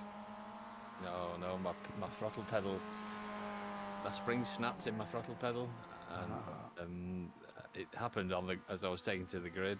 It felt a bit weird at the end of the first race, and then anyway, when it happened, I immediately pulled off and let the guys go, and then I thought I'll see if I can drive it, and I had my pedals hanging, and it was literally just the hangingness of the pedals that was returning it back.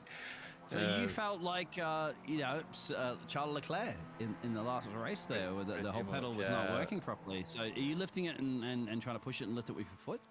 Well, I've actually been able to wind the two so that it snaps about into like 2/3 and 1/3. So I've put one spring inside the other kind of thing, and then adjusted there's like an adjustment screw on the Ultimates.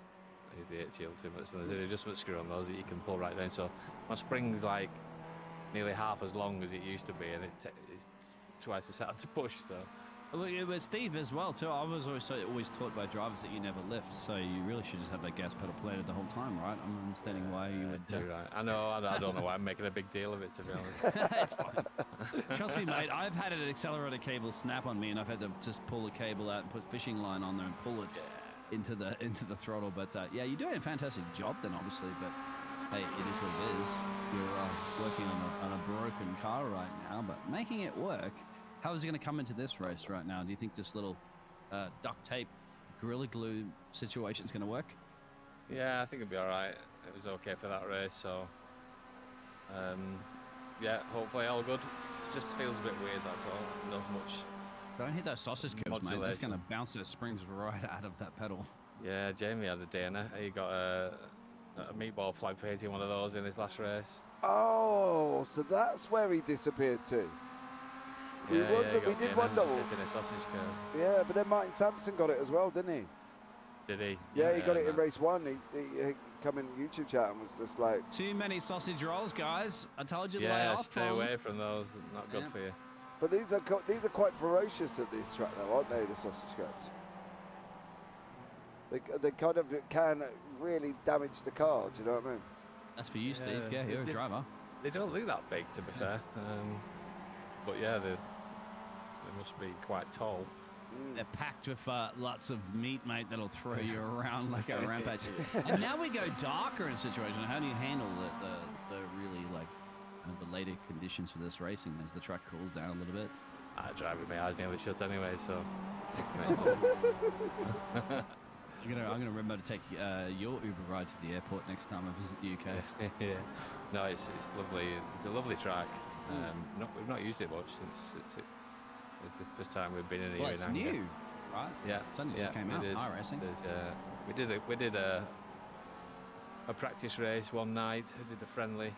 Just had to get together and when it first came out, but that's it really. We've not used it in anger.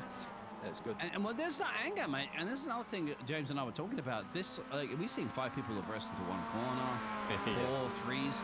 You guys have been doing pretty good. How do you find this overall racing, this league so far, Steve, when you've been a part of this battles? And yeah, it's an amazing league, to be honest, and the driving is some of the best on the most part, on the best I've ever seen, to be fair. So what are we expecting from yourself in race 4? Carnage. Carnage. Oh. Why do we get carnage in race 4? Do you think the drivers just think, I'm going for it? I don't know. No, I don't think we do, to be fair. We haven't. We did use for a long time ago, but in recent times we sort of reined it back a little. So carnage from Steve Hefford, is that what we're expecting? yeah. Yeah, pretty much. They realise, you know, what happens now, James? They realise how much the health insurance is increasing, so they're not taking it as, they are not taking as many risks as what they used to at the start. Exactly. Yeah, I can't get any anymore. No, definitely not, mate. Right, Steve, we'll let you go. You've got about a minute 30 left. Grab a drink, get some rest, and, look down at your pedals. Make sure they're going to stay on where they are. But good luck in race 4, dude. Cheers, dude. Take care. Cheers, man. Never out. left. Cheers, guys. Bye. Never Never left, left. my friend. Go If for in it. doubt, flat out. You do have a brake pedal. You have downshift, so Yeah. that'll work. There you go. That was Steve Everett joining us into the booth. Now, I want to take note of Elise Main's YouTube chat, and all the Lioness has said is raw. So she's You've been roaring, Elise. Mate, she's going to go A for it lot. in race 4 now. You can see it now. Yeah. Elise Main, optical red there, has come out. Something has angered this Lioness racer, and you boys in this one, be aware, because Elise Yeah. Main from Optical Red is on a mission. There we go. 66, mate, exactly. And you'd mentioned this before. Elise has been one of the most consistent point scoring in this here in Fiji. So Elise just didn't have the best of luck in that last race, but you know what? It's it's the best out of 4, right? So Just got to keep it on time track. to shine mate. again there, Elise. Yeah, just got to keep it on track. She's got to kind of just, she's finished all 3 races, which is good because they get points. But she's now got to be looking at really the people in the championship above her, like Van Gaal, who she managed to get race 2, a finish above him. So, you know, Martin Sampson, Carl Jacqueline, you know, are all going to be there or thereabouts. So she's got to really try and focus on them guys to keep up her championship campaign, because that at the end of the day is what she's going for. So, yep, it's going to be... Consistency is key Yep, here in Japan. We know that the trains are on time, and there he is. We're going to go through our starting grid for us this evening there, James. Yep, so we've got Martin Sampson in pole position, Andy Littler second, Jamie Ayres third, Craig Jones fourth, Roger Morton in fifth, Sir Alan Toon in sixth, Pete Van Gaal in seventh, Steve Hefford eighth, Cullinan ninth, Jacqueline 10th, Barry 11th, Hunt 12th, Kellerman 13th, Newman 14th, Crawford 15th, and Elise Main there down in 16th place. We are already on the grid. 5 lights are off, and it's going to be green, green, green with Jamie What a launch in the Ayres. middle there. Oh, that was Andy Littler, 211. Absolutely. What a barnstorming start from him. Because he realized everybody's going straight. It's like there's a middle lane here. Yep. We've all been on a freeway, but then leading this race there will be Jamie there from Pete. From Craig, there's Mick and Andy, as you'd mentioned there, guiding by result, working for a result right now, 2-1 car P5. Yep, so you can see these guys are racing down into turn 3. Ayres in first, Newman second, Crawford third, Mick Barry is there in fourth for results clothing. And then we got Elise Main. She's up 3 already into 5th. The Lioness is wanting to roar, and she's going to roar in race 4. Boom, boom.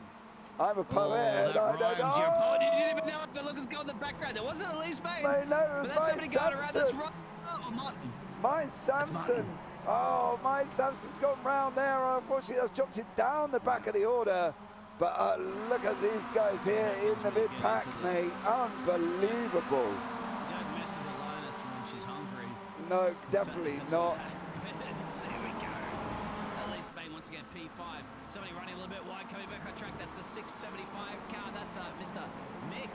Yep, Mick So, Barry. Oh, maybe a little bit of trouble. Lioness is on the hunt, my friend. She's getting angry, Lioness. Mate, she's jumped in YouTube chat. She just put roar, and that was it.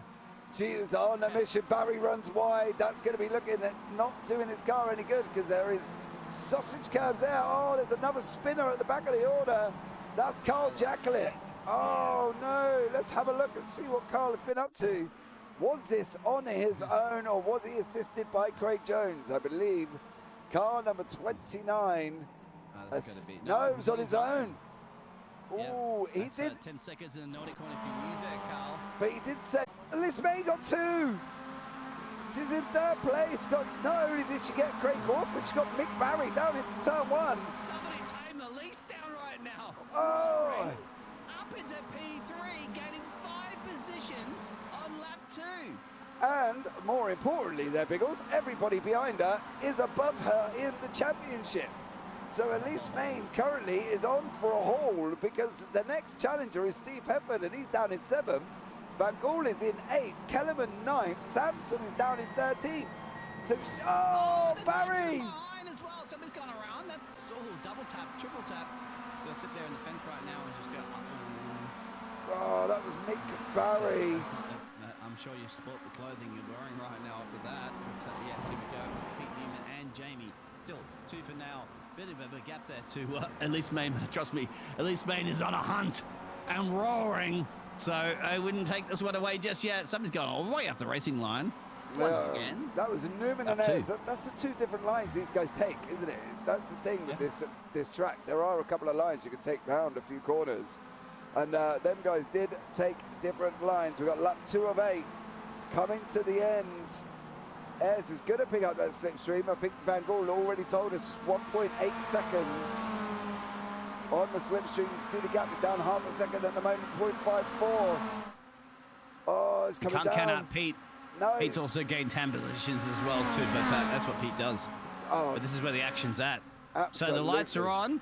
The drivers have stepped out of the shadows and into the spotlight right now. At least to be in the spotlight, but the spotlight is going to be focused currently for who wants that P1. I thought Ayres was what I said that then. Van Gaal's up at 11. You can see it. Main's up 5. Newman's up 1 from his start. Ayres up 1 as well. Hepford up 9. Hunt up 10.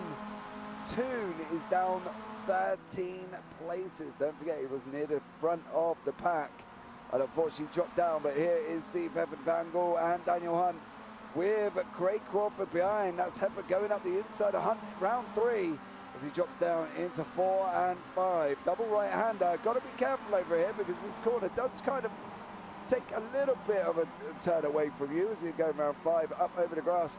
And then coming into 6 and 7 here, Biggles. It looks like Mr. Steve Hepford's locked in his own little battle this evening. I mean, Steve and Pete, mate, they've been at 2 for now, haven't they? Like, I remember they're probably like in their kindergarten fighting for the Play-Doh. At the moment, they're fighting for crucial points in this championship. So they know each other. They can probably close their eyes and send that car somewhere, but who's going to battle that one off? There's also Daniel on the mix, mate. This is all reruns. It's not a rerun. This is live entertainment once again. Steve going wide. Yeah. He's up on the inside of him. There's Daniel. There's Daniel. There's Steve. You've heard this before. This is going to swap Pete's up back. the I road. think he's going to swap another position. If I was Daniel, I'd let him go early like he did earlier on. Oh, big dose of sausage go for Daniel Hunt. And we've heard how bad it can give you a meatball flag. These guys are going to have to be careful as they run around now. This is it. I think this is where Hepford's going to make his run over Jamie Ayres, over Daniel Hunt, sorry. He's got to. Because Daniel Hunt won that last race. And Steve's on the hunt right now for the hunt. There you go.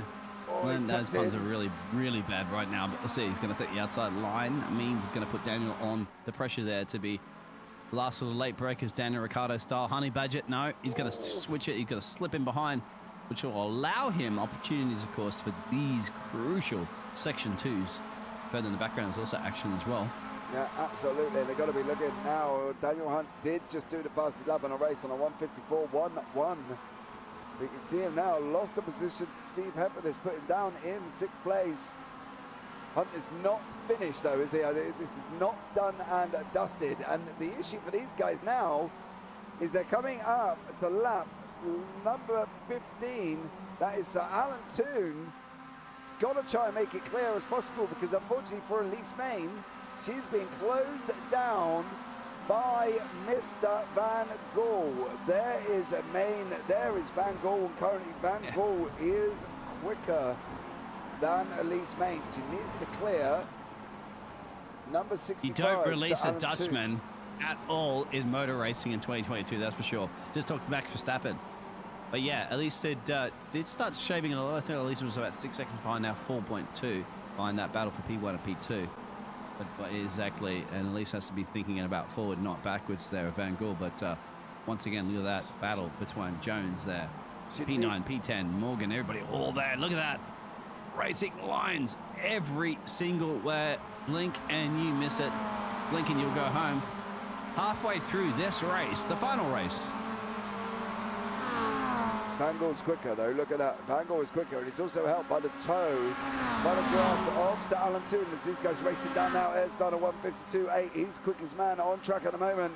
It's all about whether or not Pete Van Gaal can take or catch Elise Main with 3 laps remaining. Main here in 3rd, currently up 5 positions. Van Gaal up 11 as these guys are racing round down to turn 3 now. 4 lap 5. How's it going to work out, Biggles? What do we reckon? If they don't get something done, you got to remember Daniel Hunt's in the hunt as well. He's not too far down the road. And battles cost you time. Come on, Elise, you said you're going to be roaring. Well, now we get your claws out there. Don't allow Pete to strike here. Pete is definitely going to try to strike. At least a little parking right in the right places to make it difficult to overtake. You're going to go overtake around the outside. Well, welcome to the jungle. This jungle, a.k.a. equals Elise Main, optical red car. Yeah, it's going to have to send him. He's going to want it. If he wants his position, it's going to send him on the outside round turn 10. We know Van Gaal likes taking a lot of the inside curve, but he hasn't got that option now. So what is he going to do? Is he going to nestle the car around? Oh, Main takes the curve instead. He's got the inside line for 11. Van Gaal's still going to hang it around the outside. Mains can open up that steering now and shut some of that room off. Oh, Van Gaal's got the inside line. No. That's risking it for the biscuit because otherwise he would be hitting those sausage curves. We mentioned them earlier. Yeah, but it ain't over yet. But look at the background there as well, too. So, Stevie Hadfield was not happy about Hunt, saying, Hunt, got to do something about this party up the road. Van Gaal now. I'll tell you what, yeah, you don't get Elise Main angry. No, we're back up front. We'll catch up with that battle in a minute as we see Jamie Ayres taking it over past Mr. Pete Newman as these guys heading down into turn 1. Ayres has got that battle done and dusted at the moment. He's out in front and Main's coming back at Van Gaal. Hunt's coming back at both of them. Hefford's behind him as well. Then there's a battle further down the field with Jones and Kellerman. They've swapped positions. Crawford and Morton's involved in this. So 2 of the AM leaders, Morton and Jones, in the battle for 7th, 8th, 9th and 10. These are having an absolutely epic 4-way battle, as is Elise Main and Pete Van Gaal. Van Gaal's sending up the inside again. Daniel Hunt's coming back through now as well with Steve Hefford. All the while, pulling along Sir Alan Toon in the background there in 15th place. Sir Alan Toon's not quite losing contact with these guys, but he is going to come into the contact with the battle behind him of Jones, Kellerman, Morton and Crawford. 2 laps to go. 2 laps to go. Battle for P1, P2, and then the battle for the P3 behind them. We've seen it all racing long. Elise Main trying to bring something here. Van Gaal just up the road there. Daniel is in here in play. Don't forget Stevie hanging out just in the background here. And we're not hanging out. You look at that. Everybody's under a second there apart. Oh. Something going off the end that keeps it out of the fence. We're going to lose that position. That will be the 66 car. That's Elise, mate. That's Elise. Little too greedy on the loud pedal, Elise, but you're going to come back at this one. You are hungry like a wolf, and you need to be. We're down to a couple of laps to go. Who wants the P3? P1 and P2. Well, they're going to battle it out for the rest of the lap. They're going to go to for now. They're swapping backwards and forwards again as they're going down the start finish straight here. Newman on the left, Ayres on the right-hand side. Here we go now. These guys are your leaders. They come into lap 7. Jamie Ayres on the, well, he's in front now. Newman's on the left. Ayres is on the right. Newman's coming back through. He's got the inside line down into turn 1. How is this going to materialize for these guys? And it's going to be Newman all the way taking the lead. Van Gaal now, Main has lost a position to Hefford. That has put her down in 6th place. Unfortunately for her, Pete Van Gaal is above her in the championship. Everybody else is not. So as long as Elise Main can stay in and around Pete Van Gaal, the point loss should not be, hopefully, too damaging for her. But we've still got this lap and 1 more, Biggles. And the leaders... Minimize the damage. Exactly. But focusing on race, remember, because we're only halfway through the season. And look at this. Near me, Pete Newman there. Once again on Jamie. Side by side of the racing lines. We know they take completely different racing lines. It's like you're a left-hand or right-hand side of driving of the car. Well, guess what? You're in Japan, so that's a left. And they are sitting on the left-hand side of the car, so that's actually matching the track. But once again, throw that out the window. Pete leading this from Jamie. Jamie to put pressure on. That's the battle for P1, P2. Van Gaal, I think, may be getting that P3 secured, but then again, you got that massive battle back in the front. Then you got Hunt, you Hetfield, you got Main, and you got Jonesy down the road. So that'll be it. That'll be the essential P3 position. P1 and P2 will be decided by those other 2 gladiators. 1 lap to go. Did I mention it? I think it's 1 lap to go. One lap, it'll Absolutely be is. 1 lap this time around. Oh, Hunt is taking a lot of the sausage curbs at the moment. But Van Gaal seems to have got that one wrapped up. Now, this is it. This is where it's going to be. Pete Newman, Jamie Ayres are going to come across the line for the last lap of the race. How is this going to work out for these guys? You got to go for it. Ayres is A race not tucked victory up so behind him. much. If you drink from the shoe, my friend, it tastes sweeter. As sweety as it possibly would be, it does still taste sweeter. 46 cars to the right. On the inside's the 118 car of Pete Newman. Still just inches in the lead of this race. But now you come down into the very technical part of Sector 2 in a second. So now it's all about lining up once again, side by side through here. Going to sweep it to the left. And it's going to be a huge left that keeps going. Then, once again, side by side.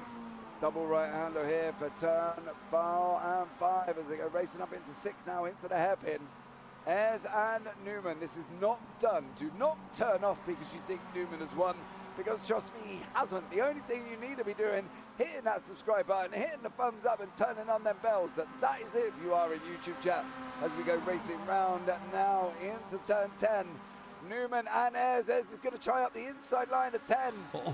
He's got it. He's got the inside line there. Biggles. Oh, is he going to hold It's it? crucial, into but because 11? now you got the twisting, you got this section right here. Sharp right, sharp left, and a sharp right. This is it. This is the only opportunity you have right now. If Jamie wants to win this race, can Newman hold him off? There's no room. If he gets a good exit around here, this is it. He's done and dusted. It's there's- all about yeah. the exit. There's no room. Newman has got it. I don't think Ayres is going to get this. I think Newman has got it. If he bounces over Yep. the 2 sausage curbs. Oh, He no. got it. Oh, no. No, he got it. He's got it. He should have it, even without slipstream. It's going to be a lot of mighty powerful. You have no 7th gear in that car there, so Jamie can't do it. Newman takes it. Well, Newman. It's not Seinfeld. He's done it There's brilliantly. missing people, Biggles. There's missing people. Oh. Maine, Hefford, Van Gaal, they're not where they should be. And this is why they're not where they should be. What happened here when we were focusing on that? Steve tap, Steve off, another tap, another contact, town meeting, social distancing is not applying right now, and there it is. Teammates, the teammates have taken each other out of this race. What is Last going on, the lap. Momo team?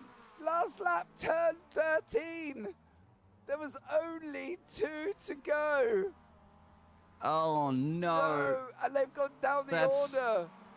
I thought we were talking at the top of the show, saying they're one of the best teams that work together as teammates, and it's all gone absolutely pearl-shaped. On the last lap, Mick Barry is your last runner. He's going to come across the line in 12th place.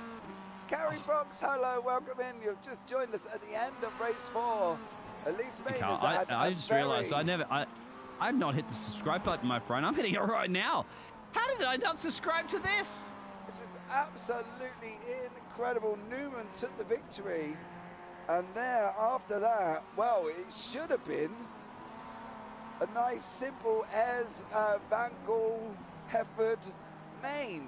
Instead, it becomes Ayres and Hunt, and Jones, Kellerman, Morton, Main, Crawford, Van Gaal, and Hefford, because they two had that contact. And unfortunately for them, that put them down the order. We're just waiting for Mick Barry to come across the line, and then we will bring you up all the results after that. But thank you so much if you have joined us this evening. This has been an absolute incredible night of racing. And what a twist right at the end. Elise Main, Pete Van Gaal, Steve Hefford, all having a coming together on the last second. That's to what happens, isn't last it? Dying quarter. stages, my friend. Those results will be coming up at the moment there. Daniel Hunt, once again, what a machine.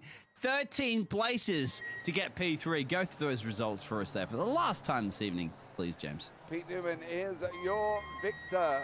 Jamie Ayres in second. Daniel Hunt in third. Craig Jones fourth. Charles Kellerman fifth. Roger Morton in sixth. Elise Main down in seventh. Craig Crawford in 8th place there. Pete Van Gaal in 9th, Steve Heather 10th, Ralph Cullinan is down in 11th, Mick Barry in 12th, Sir Alan Toon 13th, Carl Jacklett in 14th, Martin Sampson 15th, and Andy Littler down in 16th place. Now, to bring you all a nice voice there, we're going to bring you in Mick Barry, who's going to join us in the booth. Mick, how are you, sir? Not too bad, not too bad. Just thought I'd pop in and say hi, as you do. Oh, you know you're welcome into this little booth of ours, so you can come and join us anytime you like. Thank you. Yeah, Mick Bazar, Barry, Bazar, Barry, whatever you want. Yeah. Yeah, a bit of Mate, a yeah, strange one. Unfortunately, I only picked up downloaded the track tonight, so I only got 6 laps in before quali. Wow. I also had changed my wheel, so I'd only set up a couple of buttons, and the feel of the wheel was completely different. So I knew it was going to be a race at the back of the grid, unfortunately, tonight.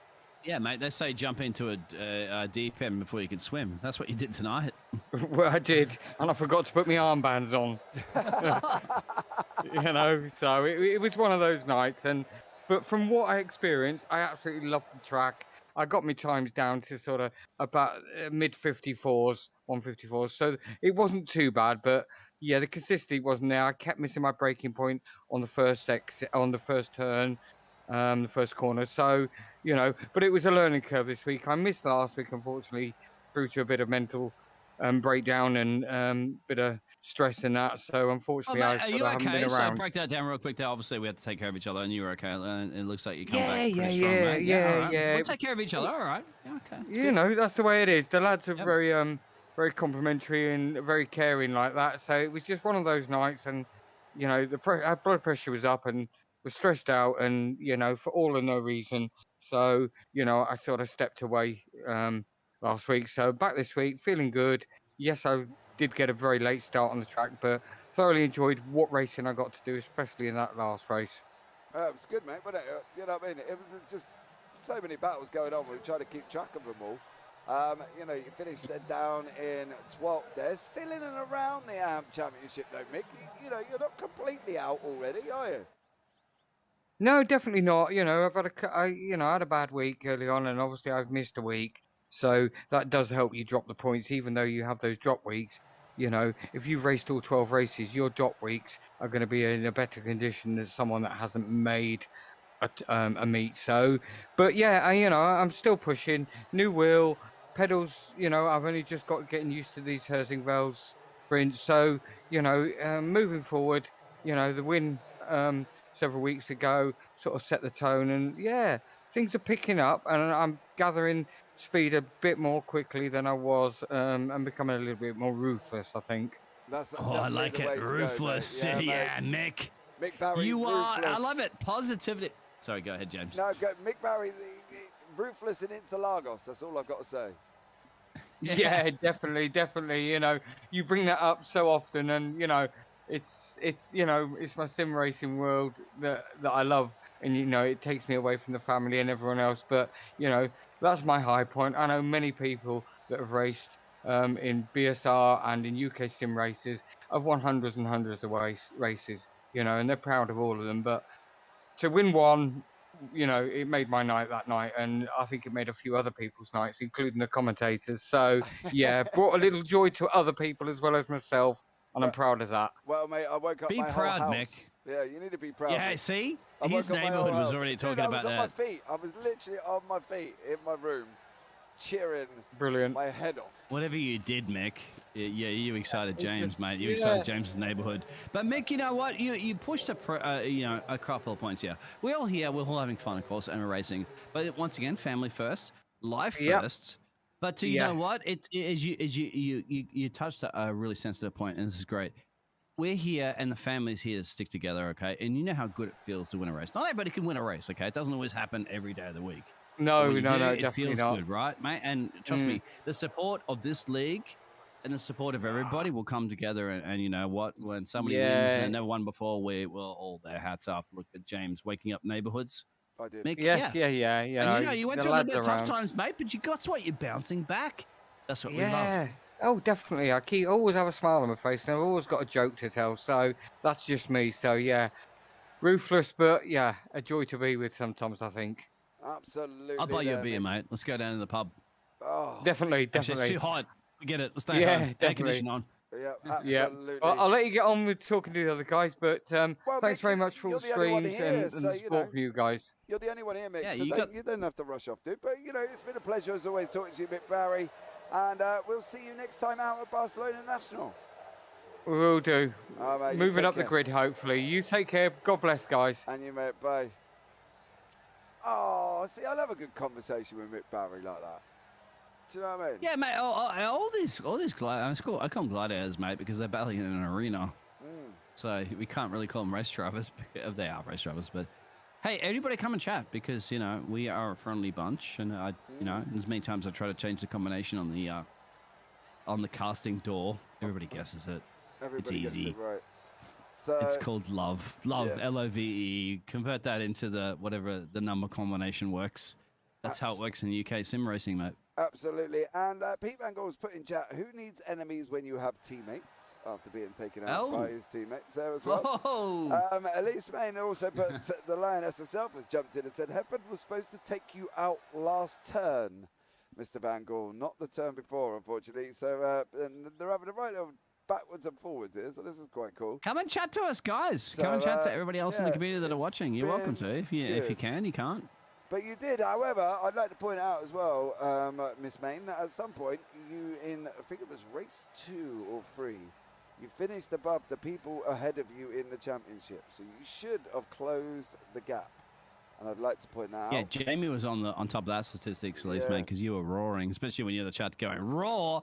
And I believe at least roared. Am I not mistaken in that race to get right up there? A little towards the end, it got pearl-shaped, but hey, roaring out of the gate, charging. Absolutely indeed. And it was a great effort from you. Right, I'm going to switch back so you can see my lovely, gorgeous faces. We're coming to the end of tonight's broadcast. When's the last time you had a haircut, James? When's the last time you played that beautiful piano behind you? Last time I played the piano was about a week ago. That's the last time I touched the piano. Okay, drivers out there, this is your first chance to commentate curse the commentator, if you like, okay? No. It's your chance to roll reverse this one, okay? So Don't start. take this opportunity, okay? Pick on James if you want to. I pick on him all the time, but I'll tell you what, James is a lovely bloke, so I can't really. I'll give you a bear hug if I could. Listen, I tell you what, right? What we'll do is if this broadcast can have over 20 likes, let's go realistically, 20 likes on the video. If it gets 20 likes, I will open up next week's on the piano. Oh! Somebody clip that. I'm going to go back and clip that. You better clip that right now. You can clip it. I'm loving this. If the video Commentator challenge. If the video gets all you have to do is likes, just 20 likes, right? We're at 4? I don't know what we're on. There's 16 more people, guys. Come on. If you don't, I'm going to slap that right. You know what? It's now 15. If it gets 20 likes, then I will open up on the piano next week. Okay? You guys so there better. You go. But right, guys, that is it. That has brought us to the end of tonight's broadcast. And as always, it's been an absolutely incredible, epic night of racing here from everybody at the UK SimRacers League. As always, I've loved every single minute of tonight. And, well, there you go. So, as always, oh, why have I got music playing? Stop. Right. Not quite sure what's happening there, but there you go. So, as always, guys, from myself and Mr. Biggles here up in the booth, you all take care. Have a great week. And you never know, I might see you on the track sometime. Good night.